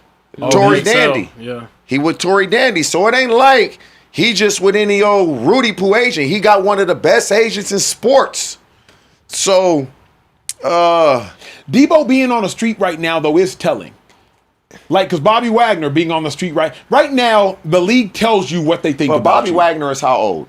My age, same draft class. Got to be 35. Debo is what, 30? Like, Debo can still play. Debo got comfortable and started playing at a weight he shouldn't have been playing at. He really thought he was like Debo for real. Like, you're a receiver. The game of football is about movement. Yeah. It's not size, it's movement. 200, if I'm Debo, if I'm in his 215 to 218 pounds, that's the max. Yeah. That's when you should be at your 230? You're not taller than me. 230? Yeah. And so play at 215 to 218. Watch what happens. Fair. Hey, we got 2 more topics to get to today. Before we do that, y'all hit the subscribe button. I think we got over 5,000 people in the chat. 5,500 of y'all beautiful people in the chat. We respect and love every single one of y'all. If y'all are just tuning in, maybe you started watching because you were like, let me see what the hell this Speakeasy about. This is what we do. We laugh, we talk, we try to keep y'all entertained. Hit the subscribe button. Consider joining the Speakeasy family. There's not much that you have to do. You just got to subscribe and decide that you want to make yourself smile at the end of every single day. We'll skip super chats for now. Get to one more topic, then we'll get back to super chats after that. Look, we have to talk about the Vikings training camp, another QB battle going on. Kyler Murray sending a message, very first play of training camp, a 60-yard bomb to Jordan Addison. He was getting busy all day. He also ended up connecting with Justin Jefferson on a deep shot later on in the day. He took the podium afterwards and had some things to say about throwing the ball to Justin Jefferson. He believes he's the best receiver in the league. He wants to be. And from what I've seen out here, he's proved it every single day. And those are the guys you want to be around. You know, it's few and far between having guys like that, but when you get around one, you see why. You know, so again, I'm just grateful I get to throw him the ball. Grateful he gets to throw Justin Jefferson the ball. New look, new team, new wide receiver targets, new head coach and play caller, all for Kyler Murray. Do you guys think this is the change that he needed, and are his best days ahead of him? Where you at, T? Ah, man, I do. I think so. Kyler Murray is like a legend in Texas high school football, is he not? Never lost a game. Legend. Yeah. He won at the highest classification, never lost a game, sophomore, junior, and the senior year. first player ever to be drafted in the top 10 in two sports? Yeah, I believe so. Only player in history that Hell of an athlete, physically and mentally, because we always look at the physical part. But you have to be a hell of an athlete in your brain, in your head, to do both. I think Kyler Murray gonna have a hell of a season. He gonna remind everybody why he was the first pick of the draft. Saw him and Jordan Addison working out, leading up to training camp. First play of training. You know how hard it is first play? Because the DBs, they feel like we can't get beat. First play. You get bombed for 60, first play of training camp. And so you are with an offensive genius in O'Connell. And so the best receiver, he's ever played with. Correct. One of the best receivers in the league, probably going to go down as one of the greatest receivers ever in Justin Jefferson. But Jordan Addison may also be the second best receiver he's ever played with. And so In their prime. He played with Fitz. So at that when they were at their best. Yeah, of course. And so he now is going with two receivers that he's never had like that before. And I would say Marvin Harrison Jr., but the confidence that these guys are playing with because they have had success is different. Yeah. But more than anything, he has a coach that he believes in, that when he calls this play, damn, should I really be running this? Should I really be looking at this? Kevin O'Connell is proven without you. And so he going to trust and believe that whatever play is called is going to work because of what Kevin O'Connell has done without him. Kevin O'Connell will be to Kyler Murray what Andy Reid was to Michael Vick after prison. There's another $100 million deal in Kyler Murray's future. Off the back of Kevin O'Connell. 100? The way these about quarterbacks 250. Kyler Murray's never thrown for 4,000 yards in a season. That's He will crazy. this year. Absolutely. Kirk Cousins' first year with Kevin O'Connell, about 4,400. Sam Darnold's first year with Kevin O'Connell, 4,500. Sam Darnold had, I believe, 35 or 34 touchdowns with Kevin O'Connell. Kirk Cousins, 29 touchdowns with Kevin O'Connell. Kyler Murray is more talented than Kirk Cousins and Sam Darnold. So when you think about what Kyler Murray gives you the ability to do, both from a play calling perspective, moving the pocket perspective, he's more athletic than Cousins. He's more athletic than Darnold. Half-field reads perspective. And Kyler has a gigantic arm as well. I think that Kyler will probably win 10 to 13 games. And I think he has another, like you said, $150, $200 million deal. I'm going to say he throws for 32 touchdowns, 11 interceptions. Picks? Yeah. Wow. That's what I say he has. And run for another probably 500 yards. So he has probably a career have year. 4,200 yards passing. Yep. That's what I believe. Oh, career he'll do. year. Career year. Yeah. And I think, remember, JJ got a lot to play for too. Because everybody has forgotten, nobody's calling Justin Jefferson the best receiver in the league anymore. Nobody. No. It's Yeah, Jamar which is Chase, it's crazy. Puka. Like, nobody's even JSN. Madden. Yeah. JSN. I think even Madden has Justin Jefferson as like a 94 or 93 overall. Meanwhile, Jamar and Puka are like 99s, 98s, JSN. So when a video game has lost their respect for you, everybody's lost the utmost respect for you. So JJ got to come out here. He got to go get it. I think Jordan Addison is playing for a contract. He is. So Jordan Addison, he got to go get it. Kyler, he got to go get it. Kevin O'Connell is probably playing for a coaching job. So he got to go get it. Every single important person in that building has something to prove this year. I think, Kieran, not only is it a career year, I think Kyler Murray will probably be in MVP conversations through 10 weeks of the season. Yeah. We've seen him do that before. I think through 10 weeks, TJ, I think he'll probably have 2,800 yards, 19 touchdowns, and like 6 interceptions. I think he's going to be an MVP convo. The Vikings are probably going to be I agree. 7-3. Let's take a look at their schedule. Yeah, their schedule, they start off with ain't Green easy. Bay and Chicago, then at Tampa. They get Miami, New Orleans, Indianapolis, and then at Detroit and Buffalo. Those are their first 8 games of the They season. better be 3-2 after them first 5. Yeah. They better They be get- 3-2. they Go get again, ugly. Kieran, go slower because I don't know if everybody Okay, heard sorry. you. So we get Green Pause. Bay, Chicago, and Tampa as the first trio to start the season there. 2 of those games on the road. That's 2-1 a or stretch. 1-2? Oof. That might be 1-2. 1-2. Kieran, 2-1 Yeah. or 1-2? I'm gonna give them. I'm gonna say 1-2. 2-1. 2-1. Yeah, I'm gonna say 1-2. They might be able to get Green Bay, but I like what Green Bay's bringing back defensively as well. Chicago, I think, is going to be a juggernaut this year. I Yeah, think they're Chicago win gonna be a division. beast. Tampa Bay, I think they can win that game. The next 3 that they have: Miami, New Orleans, and then the Colts. Easier You have to stretch go for them. 3-0. You have to. You have to go go 3-0. Now, And you have to step on The Colts going to be good on defense, man.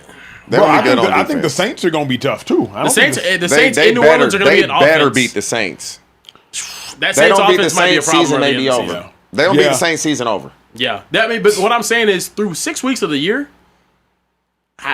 the Vikings could be in a very tough situation, or they could be in a great situation. You never 3-3, know. huh? That Yeah. schedule is tough. That's a very tough schedule. Their next 3 games don't get any easier. You have Detroit, Buffalo, and then Green Bay. And even after that, San Detroit Francisco might take a step back this year, might. man. Detroit may take a step back. I see that. They may take a step back. You expect them to take another step back after what last year they took one? Already, Yeah, but- because the problem is, one, how long is this Gibbs holdout going to last? Two, Gibbs now has to be the bell cow. Prayerfully, he can stay healthy. And then three, I think the Lions have just peaked. And then also defensively, you got to deal with the whole distractions, the Terry Arnold situation. Is Kirby Joseph going to be healthy? The Detroit just got a lot going on. And Gibbs is going to play. But you holding in, you ain't really getting ready. You look at Tampa with Vita Vea. It's the same. Baker Mayfield. I mean, at some point, you're going to ruin your season because you're being cheap if you're an owner of a team. But that schedule's not easy. What does Kyler Murray have to do? What does Kyler Murray have to do to remove the bust label? I don't think he's a bust. When you sign the second contract that he signed, you're never a bust. He just didn't live up to the expectations of being the first pick. Never a bust. But if Kyler Murray, after 8 games, if he has the Minnesota Vikings 5-3 or better, they're going to start talking about another contract. Yeah. If he's 5-3 after 8 games, okay, what we doing? Is Kyler Murray the future star? Is he the franchise quarterback for the Minnesota Vikings? Remember, Kevin O'Connell had like 1 year Kirk Cousins, then I think maybe 1 year of Darnold, then 1 year of questionable. That's when they drafted JJ. Then JJ. So have they found their franchise quarterback in Kyler Murray? I need 8 games to tell. I need 8 games to be able to tell. And if, like I said, if they 5-3, he their franchise quarterback. He'll be the quarterback of the Minnesota Vikings at least the next 6 years. Woo-wee. Do you believe he will be? Just you've been around for a long time. Yes, I do. Because play calling matters. Coaching matters in the National Football League.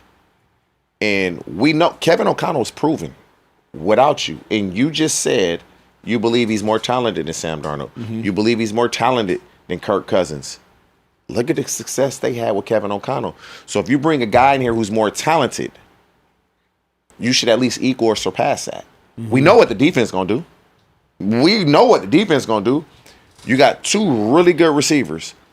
So to me, this should be a career year for Kyler Murray. Correct me if I'm wrong in the wild thing I'm about to say, because I'm doing this off the top of my head. Coaches from the McVay tree, McVay included, number 1 quarterbacks, you go to Super Bowls, right? Joe Burrow drafted number 1, Zach Taylor, McVay tree, Super Bowl. McVay, Matthew Stafford, Super Bowl. O'Connell, Kyler Murray. Will that if you're from the McVay tree and you have a number 1 overall pick, I don't know if I'll go that far, because the thing with Kyler Murray is his leadership. Yeah. It's off the field. Yeah. And I don't know Kyler Murray, but that was talked about a ton, is Kyler Murray off the field as a leader. Kyler Murray, can he lead a team? Can he do what's necessary? Is he going to put the time in to be great? That was what was said. And then people that have played with him have also said the same thing, like Kyler's a great dude. But yeah. So that but is going to have to be taken out. That's fair. Trey, turn us up, Brian. Heard from the audience in a minute, man. Listen, I'm gonna get to the audience in a second, because we got some break-ins, some first ever. You know, it's gonna get lit in the super chats. But first, I have to tell y'all, hit the subscribe button. Do that. Okay, we got 5,500 of y'all in here. I know it's some new faces. Y'all in the new places, okay? So hit the subscribe button. We welcome you back anytime to the Speakeasy. It's all love. You can see Kieran doing ADD shit like this. Please show Kieran. Hey, what are you doing, bro? Shadow boxing, man, just in case. You never know. You never know, bro. Butterbean. You never know. Calm down. Hey, Butterbean has some hands. Hey, though. Butterbean has some hands. hammers on them end of them wrists. But listen, hit the subscribe button, hit the like button. We need y'all to push us into the algorithm. Hit the like button, share the live. That's really what I want to do. Acho wants the likes and share the live. Just share the live. But now, it's time. What happened? Because we have to unveil the new $100 $100 super chat sale. $100 ball. Come on now. Making it rain like it's CJ Stroud's in here shaking all over the damn place. Wow. Tua's everywhere. Tua's everywhere. Oh, you cold-blooded, Shout out to my bro. dog You are Gabriel. cold.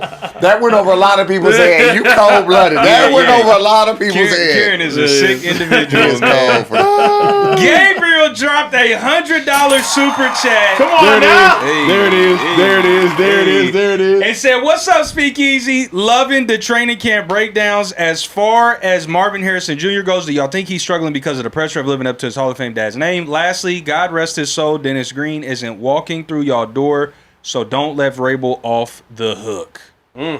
TJ, do you think there is any sort of pressure about having the last name Harrison? No. You had pressure in high school. You had pressure when you had Ohio State.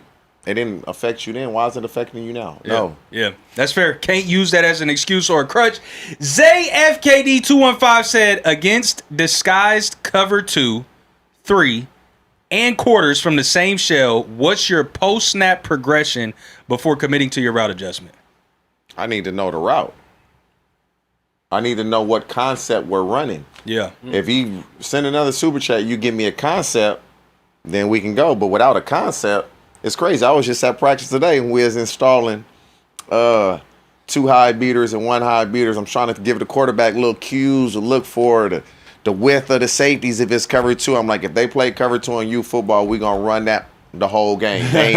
And so it just depends on the concept. Okay, that's fair. Well, Zay, wanna you be cover heard 2 what smash? the man said. We got a $50 super chat from the KC car hauler. Said, I'm usually on the road when the show is on, but tonight I get to see it live. This show has an incredible collection of talent, not the on-air personalities, but the guys in the back.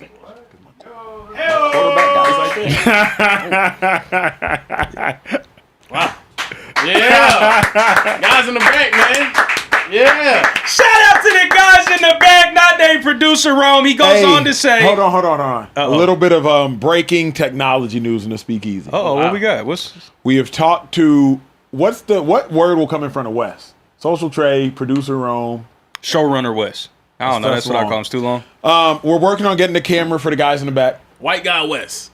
White guy Wes works. Yeah. White We're, guy. we're working on getting the camera Is that crazy? Is that? for the guys in the back, so we can bring the guys in the back onto the show. Oh, that'd be sick. So Okay, just so send y'all that up. know, That is fire. we're working on like a GoPro and whatnot. Yeah. So by season 2 of Speakeasy, I hate that, but the guys in the back will get their love. but it's just the hater in me that hates it. If I like remove that, it's actually pretty dope. That's pretty tough. It's pretty Y'all get tough. to see producer Rome and all of his bumness back there. The KC car hauler goes on to say, I'm hoping Trey has a few sips and really turns up.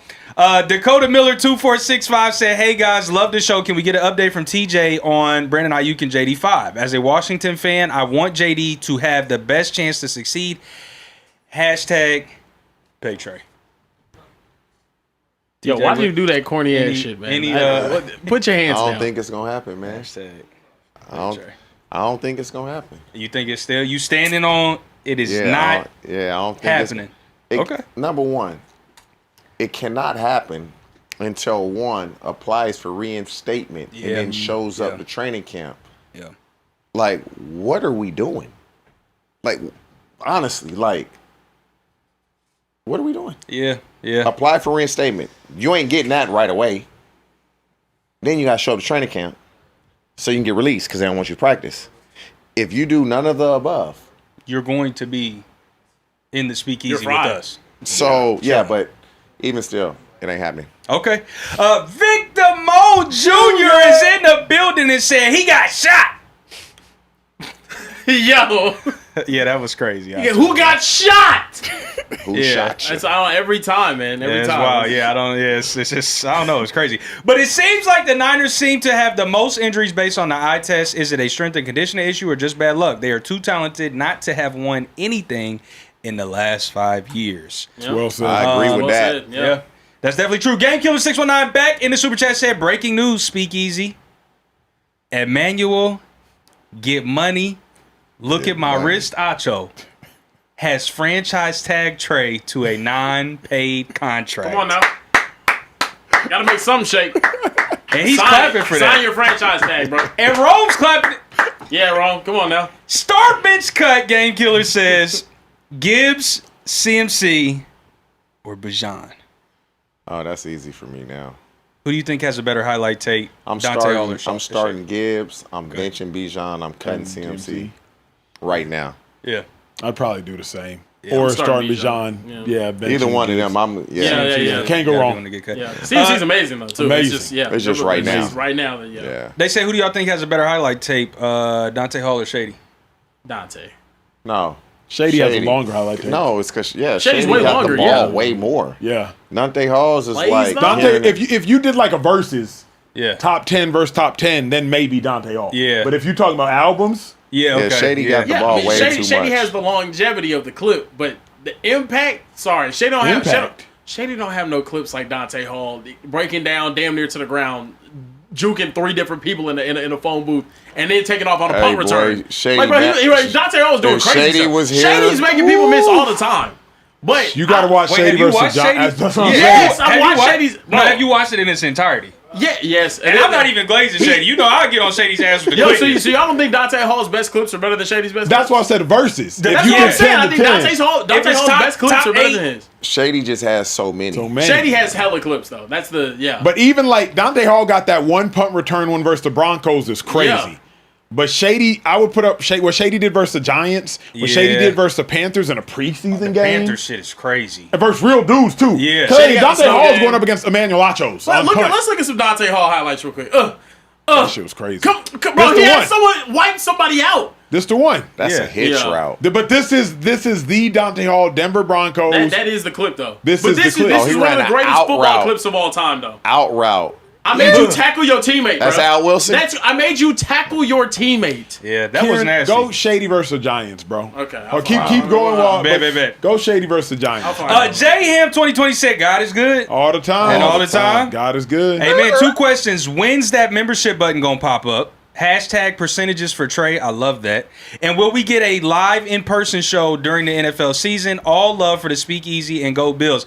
Acho, the people are wanting to spend more money. They're asking for membership. You have warped the Speakeasy regulars' minds so much that they are begging you to spend more money in the Speakeasy, and you refuse to set up a membership We're tier. creating membership, and we're going to try to, obviously, the Super Bowl's out here in L.A. We are in L.A., so we're planning on live shows that whole week. This is one, Kieran. Live shows that whole week, and then we also plan on membership, gear, etc. A lot of stuff. Ron, pull up these. Run it back.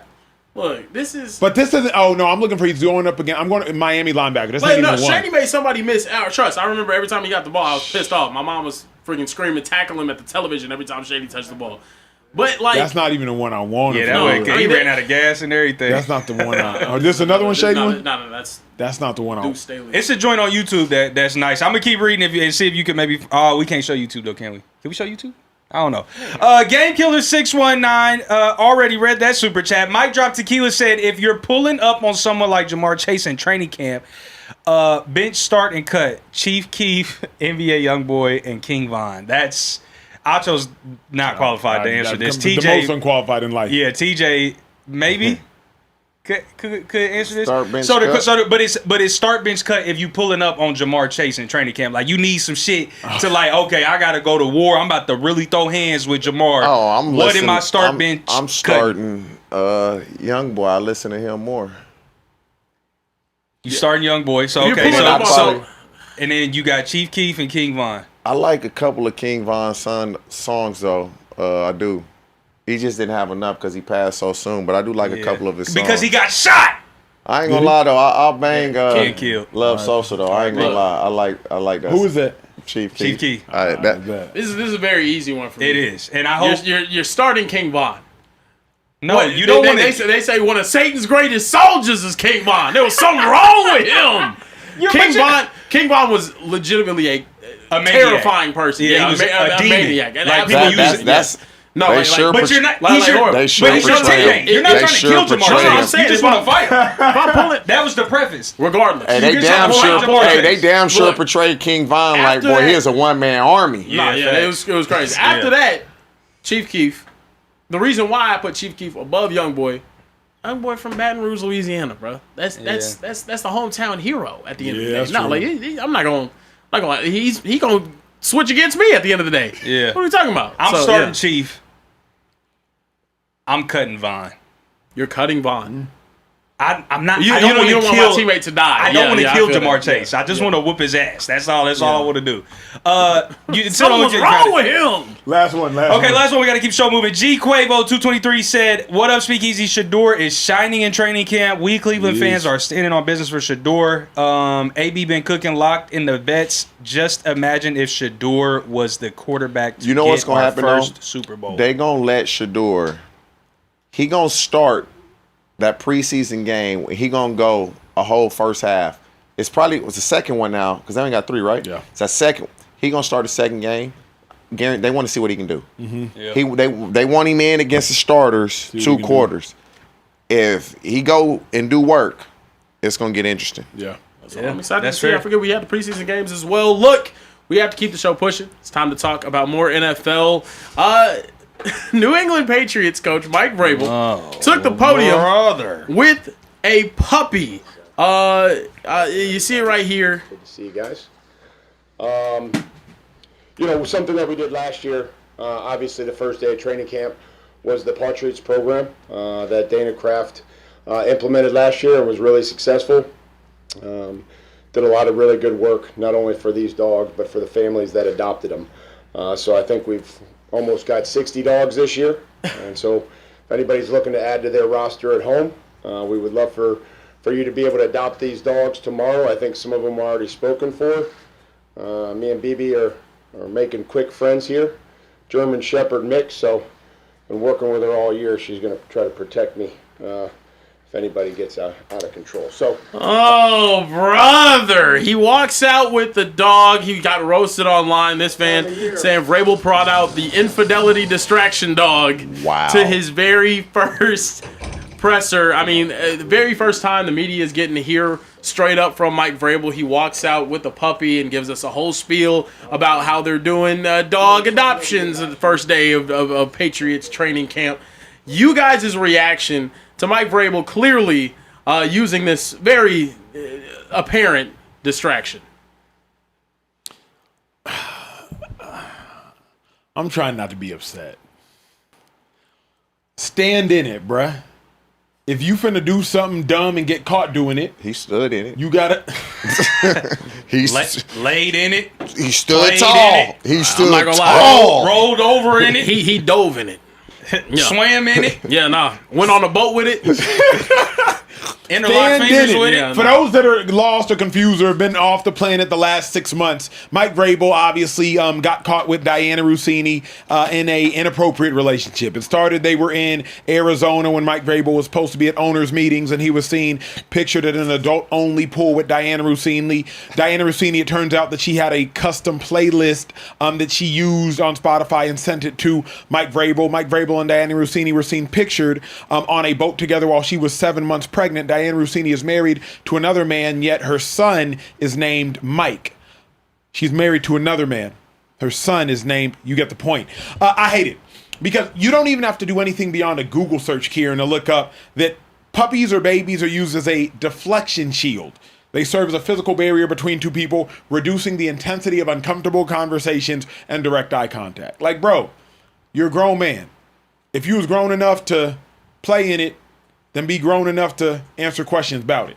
So it's just reeks of cowardice and immaturity to me. I don't mind it. What? I'm gonna tell you why. It's been so long. Now he is yet to face questions from the media and the follow-up questions to any answer that he may give them.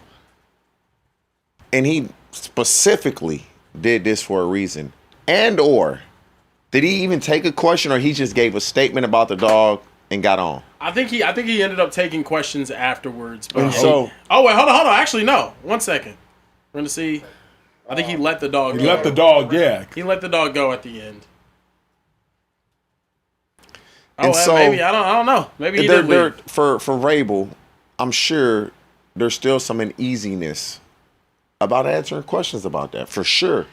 And for his wife, she gonna have to hear the answers to questions that they've already gone over. And so at some point it's gonna come out, you would assume, or are the media just gonna leave it alone and let it be. I mean, that may be the case as well. But I don't have a problem with it because it happened so long ago.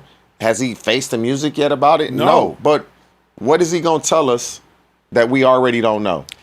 Here's my thing. You just want him to answer the questions because we already know all the answers. This is my psychology, and let me know if I'm messed up in the head, Trey, Kieran. Let me know if I'm messed up in the head. My psychology has always been this. If I'm finna go eat 2 double-doubles, animal style fries. I'm doing that after the show. Right? I'm sorry, but go then ahead. I sure as hell better not complain when I'm on that stair stepper for 30 minutes. Because if you finna enjoy that animal style burger, you better enjoy the punishment that comes with it. You can't want to enjoy the pleasure of something, but not deal with the side effect of the pain of that thing. So if you want to enjoy all the Diana Rossini that you may have enjoyed, then you better deal with the consequences of the enjoyment. What I hate is like, you don't, in life, in general, with pleasure potentially comes pain. You can't try to mitigate the pain and accelerate the pleasure. To me, it's just like, bro, be an adult. Be a father, be a coach, be a husband. Being an adult, anything is realizing, okay, if I'm going to eat that crumble cookie. Last time you had crumble, Kieran? This afternoon. You don't eat crumble cookies, right? A crumble cookie got like 800 calories on average, like 860. Damn, really? Yes, true story. It's cake. my It's not even a gosh. cookie. If I'm gonna eat that crumble cookie, I better enjoy this workout after, bruh. Yeah. Like if you're gonna enjoy it, you better enjoy the consequence too. Or don't complain when you on the pot later. And too many people, like, I just feel like in life we wanna get the But pleasure of something. he's without been the able consequence. to circumvent the questions. Yeah. So now, why are we bringing us something that happened literally 6 months ago? 6 months ago. You already, any question you can ask me, you already know the answer. You just want to hear me say it? You already know the answer. You know the answer. So, you want to embarrass me? You want to humiliate me? Would you not? Which one is it? Would you not respect him more? You got kids, great. I'm sure your kids have maybe, Dad, I just love you so much. What do you they need? want something. Yeah. What you want? Yeah. Just tell me what you want. Yeah. I don't need you to try to BS me, psychologically yeah. manipulate me, try to be a verbal contortionist with me. Just what you want. I would respect Mike Vrabel more if he just went to the podium and, hey, not answering any questions about anything that happened in the offseason. We're in training camp now. If you all have any questions about what's going on the football field, I'd love to answer those. With that being said, I'll start with you, Mike. And he may get into that. That may come. Or he may say, I know some of you probably want to ask about what took place in the offseason. This is my first and only statement on that. Whatever he says. I'd respect him more. Kieran, when you get a that may I'd happen. have respected it more if that's what he went out there and did, though. Don't come out there with a puppy in your front. That may happen. Y'all know it's a lot of uneasiness about that. Of course. And it's really the uneasiness. He's he probably has no worry about talking about it. It's talking about it, and then your wife sees it because now she has to rehash that. You're a grown ass man. No, but no. Like that's my thing. He can handle that. Yeah. But it's his wife. Yes. His wife might not be trying to hear about it again. Yeah. Yes, he shouldn't have done it, but it's his wife. He can handle it. Yeah. It's his wife. You keep it short and sweet, though. Hey, I know you guys are probably going to have a lot of questions about the offseason. I'm here to talk football, and that's going to be the only time that I say that. Let's go. Because boom, done. It's like that. That's bad. That's she scary. probably at training camp. That's detrimental. And so it's just, you ain't been married yet. You know how when you know how you argue with your lady, you be like, fuck. All right, these next 24 to 36 hours about to be hell, but oh well, it is what it is. Damn. Yeah. And then you walking around, you see each other like you ain't never seen them before a day in your life. Walk right by each other, don't even speak. I haven't gotten to that stage of marriage yet. You ain't never had one of them arguments? You know, we only been married 8 months. Oh yeah, you ain't arguing. Yeah, we ain't. Yeah. I ain't had, dude. Me and my lady, 10 or months. me and my wife, when she was my lady, dog, we didn't argue. We didn't have one argument for like 5 years. I was like, bro, this 5 years. My homeboys was like, she got a sister. But that first argument, I'm like, bro, what are you on? Like, where is this shit coming from? Like, where is this coming from? I ain't gonna lie, me and Danielle don't argue. For real. We've been blessed to just communicate effectively. I ain't gonna lie. That first one gonna I'm sure it's come. gonna happen. Yeah, I'm Yeah, sure And it's it's gonna. It's bound to happen. it's just It's gonna uneasy. It's uneasy. Like, damn, was it my fault? Do I need to apologize? Like, fuck that. No, I ain't apologizing. Yeah, Rome. I mean, it's just a lot of you got to Rome argues, navigate for sure. through that. It's kind of walking through minds. Like, I ain't trying to step on nothing. Yeah. And so I'm sure for Vrabel, because this comes out, you and your wife talk about it. Something else come out. Oh, you ain't telling me this. Then you got to talk about that. Then something else come. You ain't. Now you got to talk about. So it's like, damn, what else going? And so it's just probably I have no problem with it, but I do believe he's going to have to address it one time, and that would be it. Yeah, I gotta admit, and I hope none of my family members are watching, especially my daughter. If you are, close your ears. This is pussy. I'ma just call it what it is. This is pure pussy behavior because you stepped out on your wife. She didn't leave you. No divorce. You had Diana step out on her husband. She didn't get divorced. So you haven't had to pay there. You fake skipped the NFL draft for fake therapy that you probably didn't even really go to. At some point, I feel like you have to atone, and not even for his own well. He's a grown man. He can do or not do what he wants to do. He really doesn't owe anybody outside of his wife an explanation. But if I'm the Patriots front office, you have to go before the public and you have to go before the media and apologize, because that's the only way that I truly feel confident that something like this doesn't happen again. Right now, he's getting to pretty much skate through all of this and not have to pay any sort of ramifications. Who's to say he might not be like, shit, worse, all I had to do was bring up a puppy on stage. I got a standing ovation at the first time I went before the media. Can I be honest though? This is purely just a because of who the person was that he cheated with type of situation. If, for all intents and purposes, if Rome, I'll use Rome because he's not on camera. If Rome has a infidelity scandal with his wife, knock on wood, you know what I mean? Yeah. He's still gonna show up to work. Is he gonna have to give a public explanation as to why he's sorry to everybody or it's a distraction here? Nah. We're here to work. At the end of the day, all those players are going in there and they're ready to work. The GM, the president of the team, they don't care that you cheated on your wife during the offseason. They want you to go back to the Super Bowl again. That's what they care about at the end of the day. So I think for him going up there, yes, I don't think he should have addressed it at all because I really don't think he needs to. But if there were questions, I think it wouldn't have hurt for him to go up on the podium and first just be like, hey, look, this is the only thing I'm going to say about the offseason. I'm excited for this upcoming season, and that's where I'm going to leave it at. I'm excited to answer some football-related questions from you guys. Let's get at it. I think that's totally fair. I think that's far more respectful No, than going you up would there have with still the dog. called him a pussy. You still would have called him The a dog pussy. is the only pussy thing for me, No, TJ. but the dog is so pussy. He still would have bro. been a pussy because he avoided it.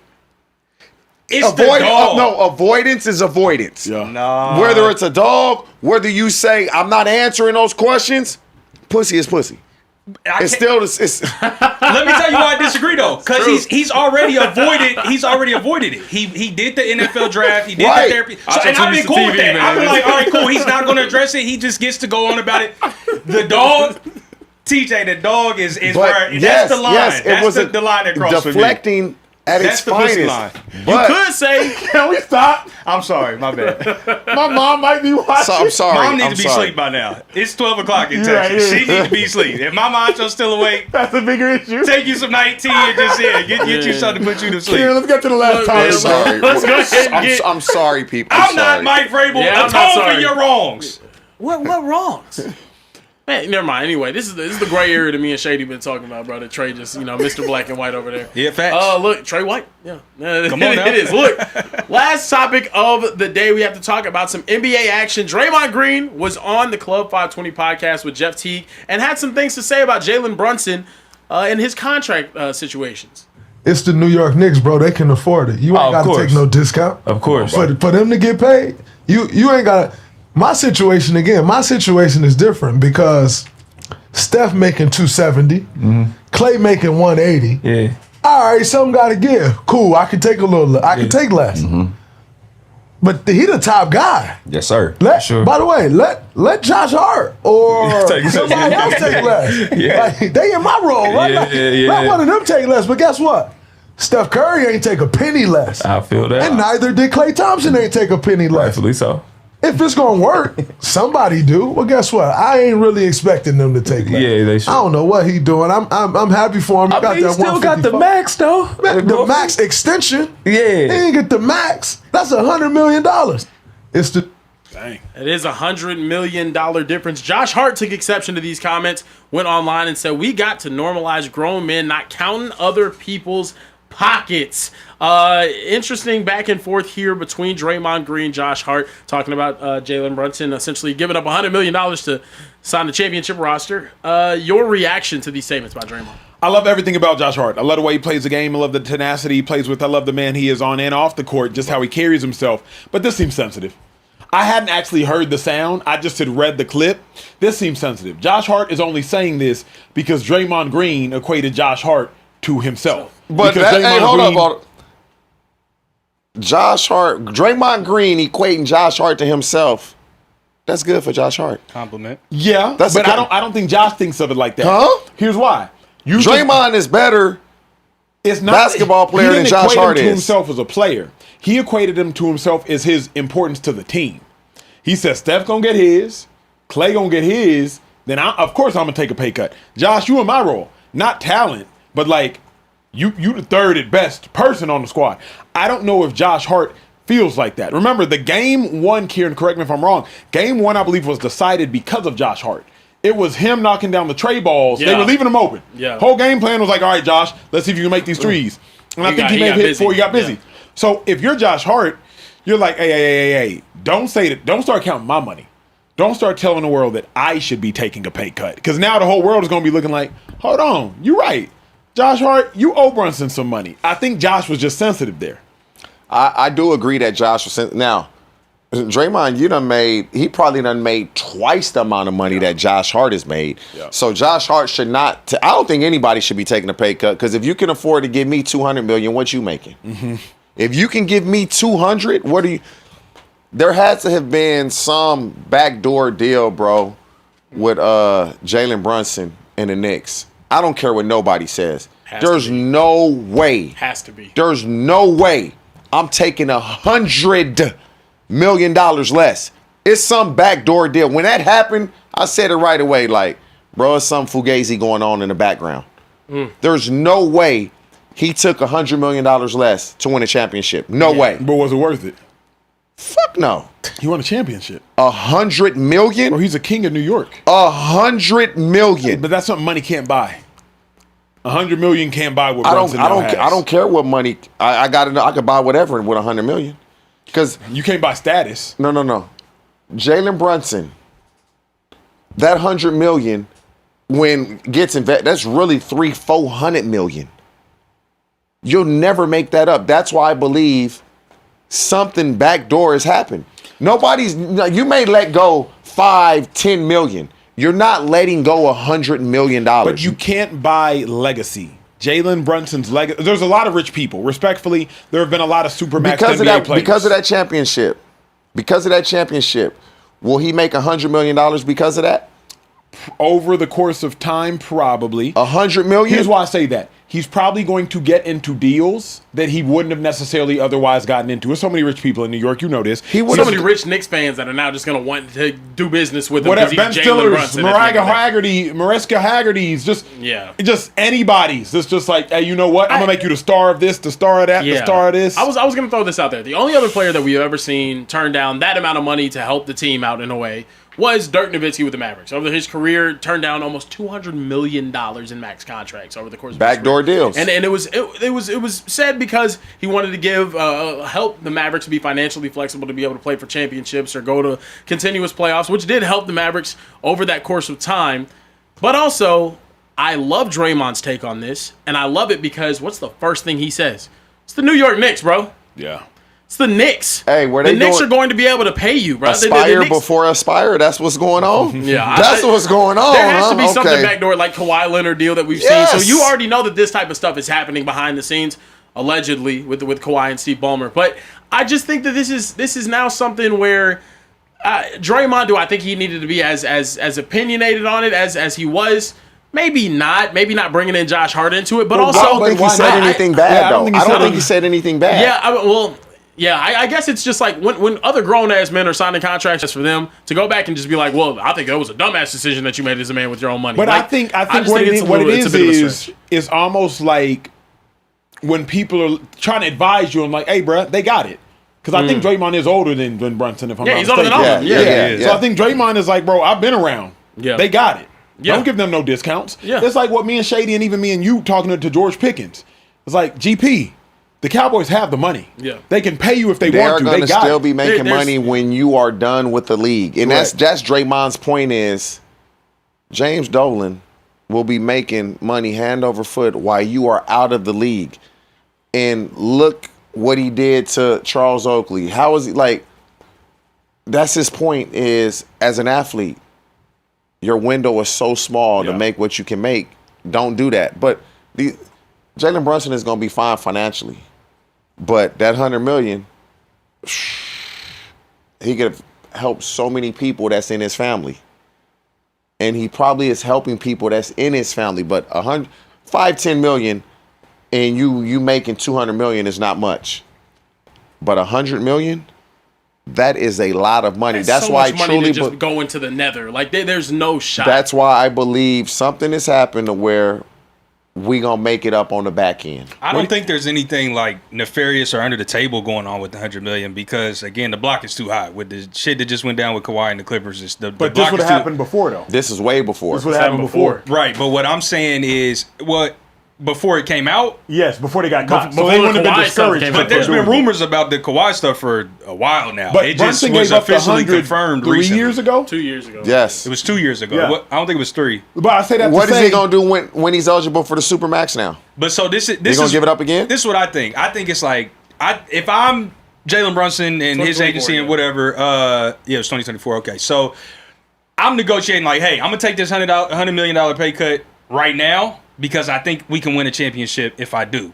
Then the next 6, 7, even if I'm washed, if I bring y'all this championship, I still expect to recoup a large portion of that. That's $100 what million James Harden thought at- Daryl Morey was gonna do. at some point. Because James Harden took that pay cut and Daryl Morey promised him this.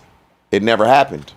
James Harden ain't bring Philly a chip though. I'm either. just saying. Yeah. But it was, I'm going to take less so we can do this with the promise of this is what I'm going to let me get. ask y'all this, though. Jalen Brunson's dad, did he play in the league? Yes, he Yes, did. he Yes, he did. did. I think there's a world he gave the money up. If you've been around money your whole life, your But dad his played daddy, in the his league. daddy didn't make that type of money though. I'm saying, but your dad probably made 10, 15 million. You know what it is then? Okay, I'm gonna forego $100 million. My daddy need to be the highest paid assistant in the NBA. I'm just There thinking were rumors that happened. money Yeah. money doesn't move. I mean, he made 154. So like money doesn't move everybody. Yeah. It don't move everybody. He made 154. From what I know, his wife still- might have paper. Like money don't move everybody. He signed 165 million. I mean, at what point though? Like, how much money is like? Enough. Is he gonna be sitting there with 250 million in the bank account and be like, "Damn, I could have had 400." Though. That's what I'm saying. Yep. Damn, But I see- don't know. I Yeah. ain't never been in that, But no, that situation. I but think respectfully, because None of us have. But hold Yeah, on, I'm T. saying. I think respectfully, that's a broke person mindset. It's no shame. We didn't grow up with money until my dad ended up getting money. If my parents grew up in a village of Nigeria, you didn't grow up with money. So I'm going to collect every possible coin I can collect. I don't know that my kids are going to have that same need to feel like they need to collect every plausible coin they can collect. Will Smith, he collected every coin he could collect. Did a whole bunch of bad movies in order to do it. Yeah. Willow Smith had the #1 song in the world at age 10 And said, I'm I'm done. done touring. Done. Yeah. You can do that when your mom is Jada and your dad is Will. Yeah. When your mom is broke and your dad is broker, you have the #1 song in the world, you're touring. Yeah. And I say all that to say it's like, Yeah, Michael. If you to think about it, I don't know what Paris Jackson got going on, but like Michael Jackson, you're touring. So I say that to say, T, if you're Jalen and you grew up and your dad got bread, I don't know that he has that same insatiable appetite that you or me might have. I get that, but we're talking 100 million. We're not talking 1 million, 2 million, $100 million. That's a lot, Yeah. a whole lot. Like, it's not just okay. Yeah, he can make $100 million. He's gonna take 96. He's gonna take 89. It's the whole 100. That's what's he turned down. Basically, what guys won't even make in their career ever. Yeah. That's what's so shocking about it is the amount. It's not that he turned money down. It's the amount that he turned down. But I don't care what nobody says. It was a handshake deal somewhere. It had nobody's doing that, and I don't even think the Knicks or James Dolan would expect him to do that. Like you would advise him, like, you want this $100 million? You sure? I don't believe his agent. But based on his personality, I believe it. Jalen Brunson isn't excitable. I doubt he was like, oh, I can get you. He just seems like gritty. Like the personality that turns down $100 million is the same personality. Bro, he won a championship and didn't flinch. Okay. And he turns down $100 million. They win the championship, right? So turn down this $100 million, we should be able to pay up. And Karl Anthony Towns need a new contract now coming up. He ain't signed. Mm-hmm. They signed OG. Mikal Bridges, I believe, is Josh Hart. But Karl Anthony Towns was really important for y'all to win the championship. What they doing? Because this $100 million that I gave up, we not giving it to the other guys? Because Karl Anthony Towns now is up for a contract. Yeah. What we doing? Yeah, so you gonna take a pay cut too? Yeah, that's also one thing I never understood though. I kind of like Draymond's philosophy on that too. Why is the star of the team having to take the pay cut when like I want to be a championship? I want to win championships, but I also want to play with a championship level player. Correct. So I should be the one taking sacrifices to do that. What they say Austin Reeves was getting when when they announced it was like 185. Mm-hmm. He's like, oh, I'll take 180. Okay, $5 million. He took 180. Similar roles, second round picks, or he's a second round pick. Austin Reeves was undrafted, hadn't really made the money like that. It was announced Austin Reeves was getting 185, and I believe he took 180 so that they could sign a couple extra guys in free agency. $5 million. If they said, oh, we're going to give you 100 instead of 180, Austin Reeves would be somewhere else. Yeah, that's fair. That's fair. Let's get some super chats, get out the show, and make sure before we do that, we got about 5 minutes left to show. Hit that subscribe button. It's the last time that I will ask you all, asking for little, but all we want y'all to do is join the Speakeasy family. We had almost 6,000 of y'all in here tonight, so just join the Speakeasy family. We're here 5 nights a week, 2 hours a night, just to laugh, smile, talk ball, talk life, talk sports, talk culture, so many incredible things. Let's get some super chats. We want to hear from y'all. Remember, we don't make this show to talk at you. We make this show to talk with you. Let's talk with them, Trey. Let's get out. Let's do it. Gustavo Sandoval said, what's up, my brothers? If you were doing 25 to life and had to choose between Antonio Brown or Brandon Ayuk as your cellmate, who are you picking? Hashtag Gooch Bear. That's a crazy question. That is wild. Hashtag Gooch Bear. I'm going with BA. I'm going with BA because I know him, so I will go with somebody I know. BA just seems less talkative. He seems less irrational. He seems less irate. He seems less dangerous. Remember, AB got charged for shooting somebody. That's cool. He ain't shooting me. I'm his celly. He ain't shooting me. I'm taking AB. AB also has some wild claims. Don't turn your back to him. 25 to life, I'm taking a bottle of bleach. That's what I'm taking. That's fair. I'm taking AB. So you go on. Because if I gotta be stuck in there for 25 to life, I need daily entertainment. Or like Kieran said, you don't know what AB's tying been them sheets accused of. together. You don't know what AB's been accused of. I've seen some things. You don't know. Do you know what AB's like? A woman who went to his house accused him of? I remember that whole debacle. Yeah. Pulled up in the phone and with the No. No, he turned her back to him. He had he was recording when she pulled up to the crib. And you're choosing AB. Nah, AB a wild boy, bro. No. Listen, brother. Crazy question, by the way. Crazy question. That is a wild question. Let's move on. Victor Mo Jr. is back in the super chat and said, what's more important, being the highest paid at your position over your career or winning consistent championships? I agree with athletes not taking a discount, but is it worth being the highest paid player on a shitty team? Championships, man. You want a little bit of both. Yeah. You can get a championship and get paid, but you got to get a little bit of both because these championships, they're not taking care of you when you retire. They are not. Here's why I disagree with you. Not. If you make, I would rather $100 million or $125 million in 2 chips than 190 million and no chips. Yeah. Yeah, but that's not that big. But if difference. you're the It would best- have to be I disagree. if It's you're not the best- making money do for you like outside of it, though. 80 million You're with 2 watching- chips If you're for the- 300 million. If you're the best player on the team, you're set financially anyway. But if you're just a average player, just a role player on that team, you got to take the money. The best player is always going to. Yeah. You got 500 million, you got 420 million. You good. I got a rebuttal to the chips thing though too. I think it definitely does make you money afterwards. Troy Aikman is one of the highest paid ever color commentaries in the history of sport, and I don't think he's in the position that he's in without having 3 Super Bowls in a Somebody night. could argue, But he though. played Tony for the Romo. Cowboys. He played for the Cowboys. 'Cause he played for sure. the Cowboys. But the thing is, Tony Romo still hasn't gotten the pay that Troy Aikman No, has Romo over was the more. top. Yes. Damn, Remember, Romo was more Romo- than Romo whenever was because he he started. played- But he's not because he- replacing Troy Aikman. It's enjoyably. because he played for the Cowboys. Yeah, I it's guess. because of the team they played for. Yeah. Romo, yeah. Maybe. You know what I mean? Like Romo set the bar at 19, Maybe. then Troy jumped him at 21. But if I was the highest paid quarterback for the Miami Dolphins and we never won anything, versus say it's I was about to use Russell Wilson, they're gonna want Russell Wilson to get in the booth, Correct. Rather than they're gonna want me. Like I think that's also Russell Wilson's gonna be able to do any sort of press in any sort of capacity in that's what Seattle matters. for the rest of his life. I'm still seeing Darren Woodson on billboards in Dallas. Literally. I never watched dude play, but he won a Super Bowl with the Cowboys back in the day. Yeah. Like I don't know. That's Michael matters. Irvin. Like it just. there's a cost down the line that championships. But give it's you. only the dudes that play for those type of franchises. Yeah. That's true. running. That's That's true. fair. CXSPR said God is good. all the time. And all the time. God is good. Hey man, he then finished the super chat with #PayTrey. Swoop68 said, letting y'all know now, Jalen is going to do the same thing Pat and Josh did when they lost Diggs and Hill. Not sure why people keep doubting, and proves people wrong time and time again.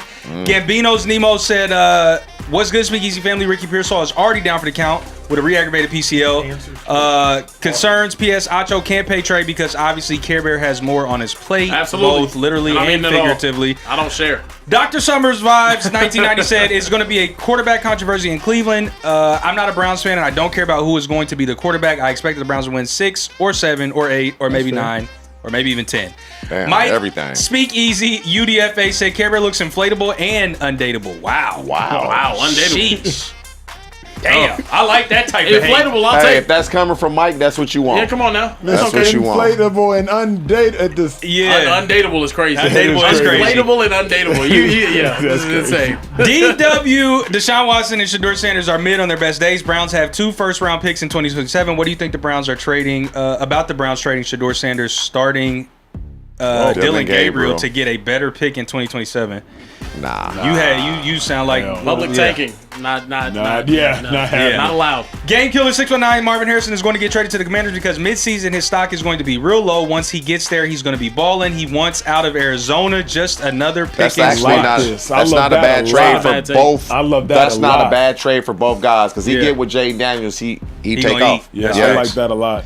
Mike Drop Tequila said Marvin Harrison Jr. needs to hire TJ to train him. Just because his dad is an elite receiver doesn't make him a great teacher. Some people just got it better when they teach, and that's what TJ has. Also, Marv was an unreal athlete.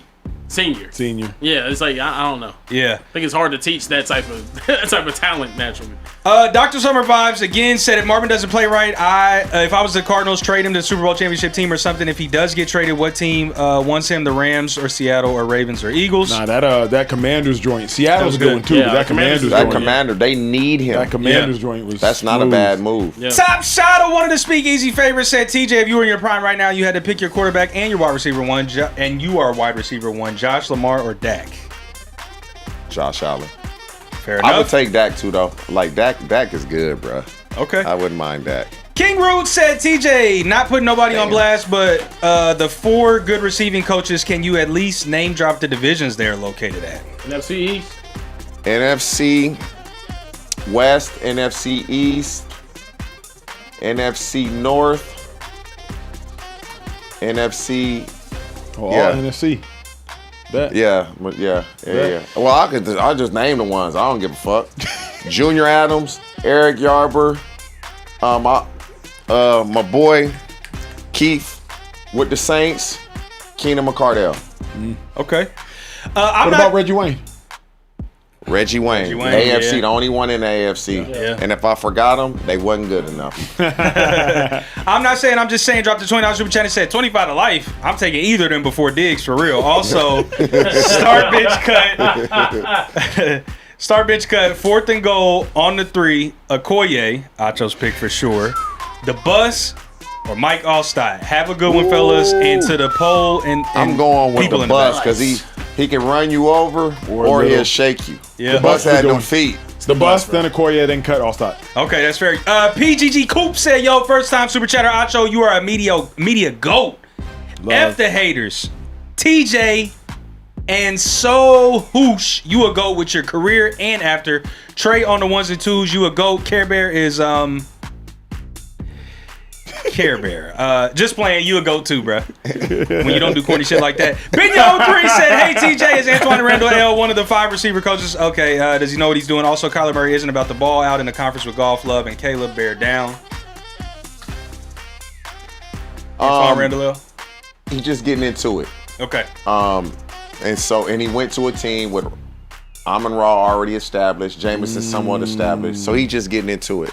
And I don't know enough about him as a coach. I know enough about the other guys. Fair enough. Listen, couple more, and then we got to get out of the show. Top Shotter said, did y'all get those 100 subs? Don't let Carebear off the hook. If they did a 20-song hip-hop South versus North tonight? versus who wins, Carebear, if you include Texas for the South, the North gets Chicago. Hashtag payroll. Top 20 hip hop, North versus South. Yeah. Okay, so Top 20 hip-hop songs, North versus South. that's every Wayne song. Oh man, we got a lot. We got to keep the Texas North. out The North of it. is tough Because If they you can't put Texas Kanye in it. If they put Kanye, you got to keep keep Kanye's Texas tough. out of it. No, the North gets Kanye. They They get don't 50 though. Cent. They said if we get Texas, they get Kanye. So I'm just saying, don't get nobody from Texas. Yeah. If you eliminate Kanye, you got a chance. Is Texas holding that much weight though? Texas. No, that's what I'm saying. Don't even. In terms of top 20 hip hop songs ever though. Like I know we have some, but like bro, Atlanta, It's the Georgia's carrying Georgia, Georgia, Florida, and Louisiana but Texas are got to carrying go a back lot. in the day. That UGK. UGK. Boy. Yeah, What UGK up, is tough. Pimp C and Bun We B? get Come international on players now. anthem, but also Come Outkast on. really turned that up too. Yeah, So they it's did. like They I did. That don't Pimp know. C I and think Bun the B North used to winning go. was crazy. I think the North wins The respectfully. North, because the North guy, I they don't get know. the East Coast. They get all the New Right. York rappers, which is You get all the New York rappers, which is just you tough. get Nas, you get That's what I'm saying. Jay, If they get Chicago, you get 50 Cent and you get Kanye. It's Yeah. like over the last 25 years, how do you compete with that? You don't. You That's a can't. good question. 2 more. We got to get out of the show. Juan Ortiz said, first time super chatter every day listening. Working third shift. I can never catch a stream, but in your guys' opinion, who made the best offseason moves, NBA and NFL, and which team is most improved? Sheesh. I'll go. I think the Raiders made some really, really, really good offseason moves. Crazy enough, people don't talk about it and what they did enough. At linebacker, you got the linebacker from the Packers, plus you got the linebacker Quay from Walker. the Eagles. Quay and Nakobe Dean. Also, Linderbaum, Mendoza. the center. Yeah, a top flight center. Where'd he come from again? Baltimore. Yeah. So I think the Raiders Tyler sneakily made the best moves. And then for the NBA, it's Philadelphia is not even close. Yeah. It's not close. Easy. And NBA, Philly. Yeah, it's Philly. It's not not even close. close. Last one, Dree0413 said, Acho and TJ, what do y'all think Jackson Dart's stat line has to be for the Giants to have a successful season? 4,100 total yards, 33 total touchdowns, and less than 13 total turnovers. 26 passing touchdowns, 5 to 6 rushing touchdowns. Okay. I need about 38 to 4,200 passing yards. Passing alone. Yeah. But they're gonna be a That's run steep. heavy. But they're gonna be a run heavy team. But in that division with the Eagles, the Commanders, the That's Cowboys, steep, you though, got T. you got to That's outscore. You asking for a lot, bro. You got to be able to do it. If you can't do it, then they're not Oh, gonna he have a good said season. successful, yeah. So I need Yeah. at least 26 passing touchdowns, 11 interceptions or less. Bet. Okay, that's fair. We're Listen, aligned. that's all I got in the super chats. Karen, please get us on. I Look, got a man, we newborn. appreciate you guys for watching. Hit that like button, hit the subscribe Do button, it. and the bell button to be Do notified it. when we go Do live next, it. which will be tomorrow it. night. Do Last it. show of the week, Do 11:15 p.m. Eastern, Hey. 10:15 p.m. Central, Last show of the 8:15 week. p.m. Hey. Pacific Last show of the time. week. I'm the large human being, nicknamed Carebear. It's TJ Hushmanzada, Emmanuel, Acho, Social Trey, and everyone in the bike. Shout out to the gang in the back. We'll see you guys next hey, time. producer Ron. Right back here in the Peace. Speakeasy. Peace.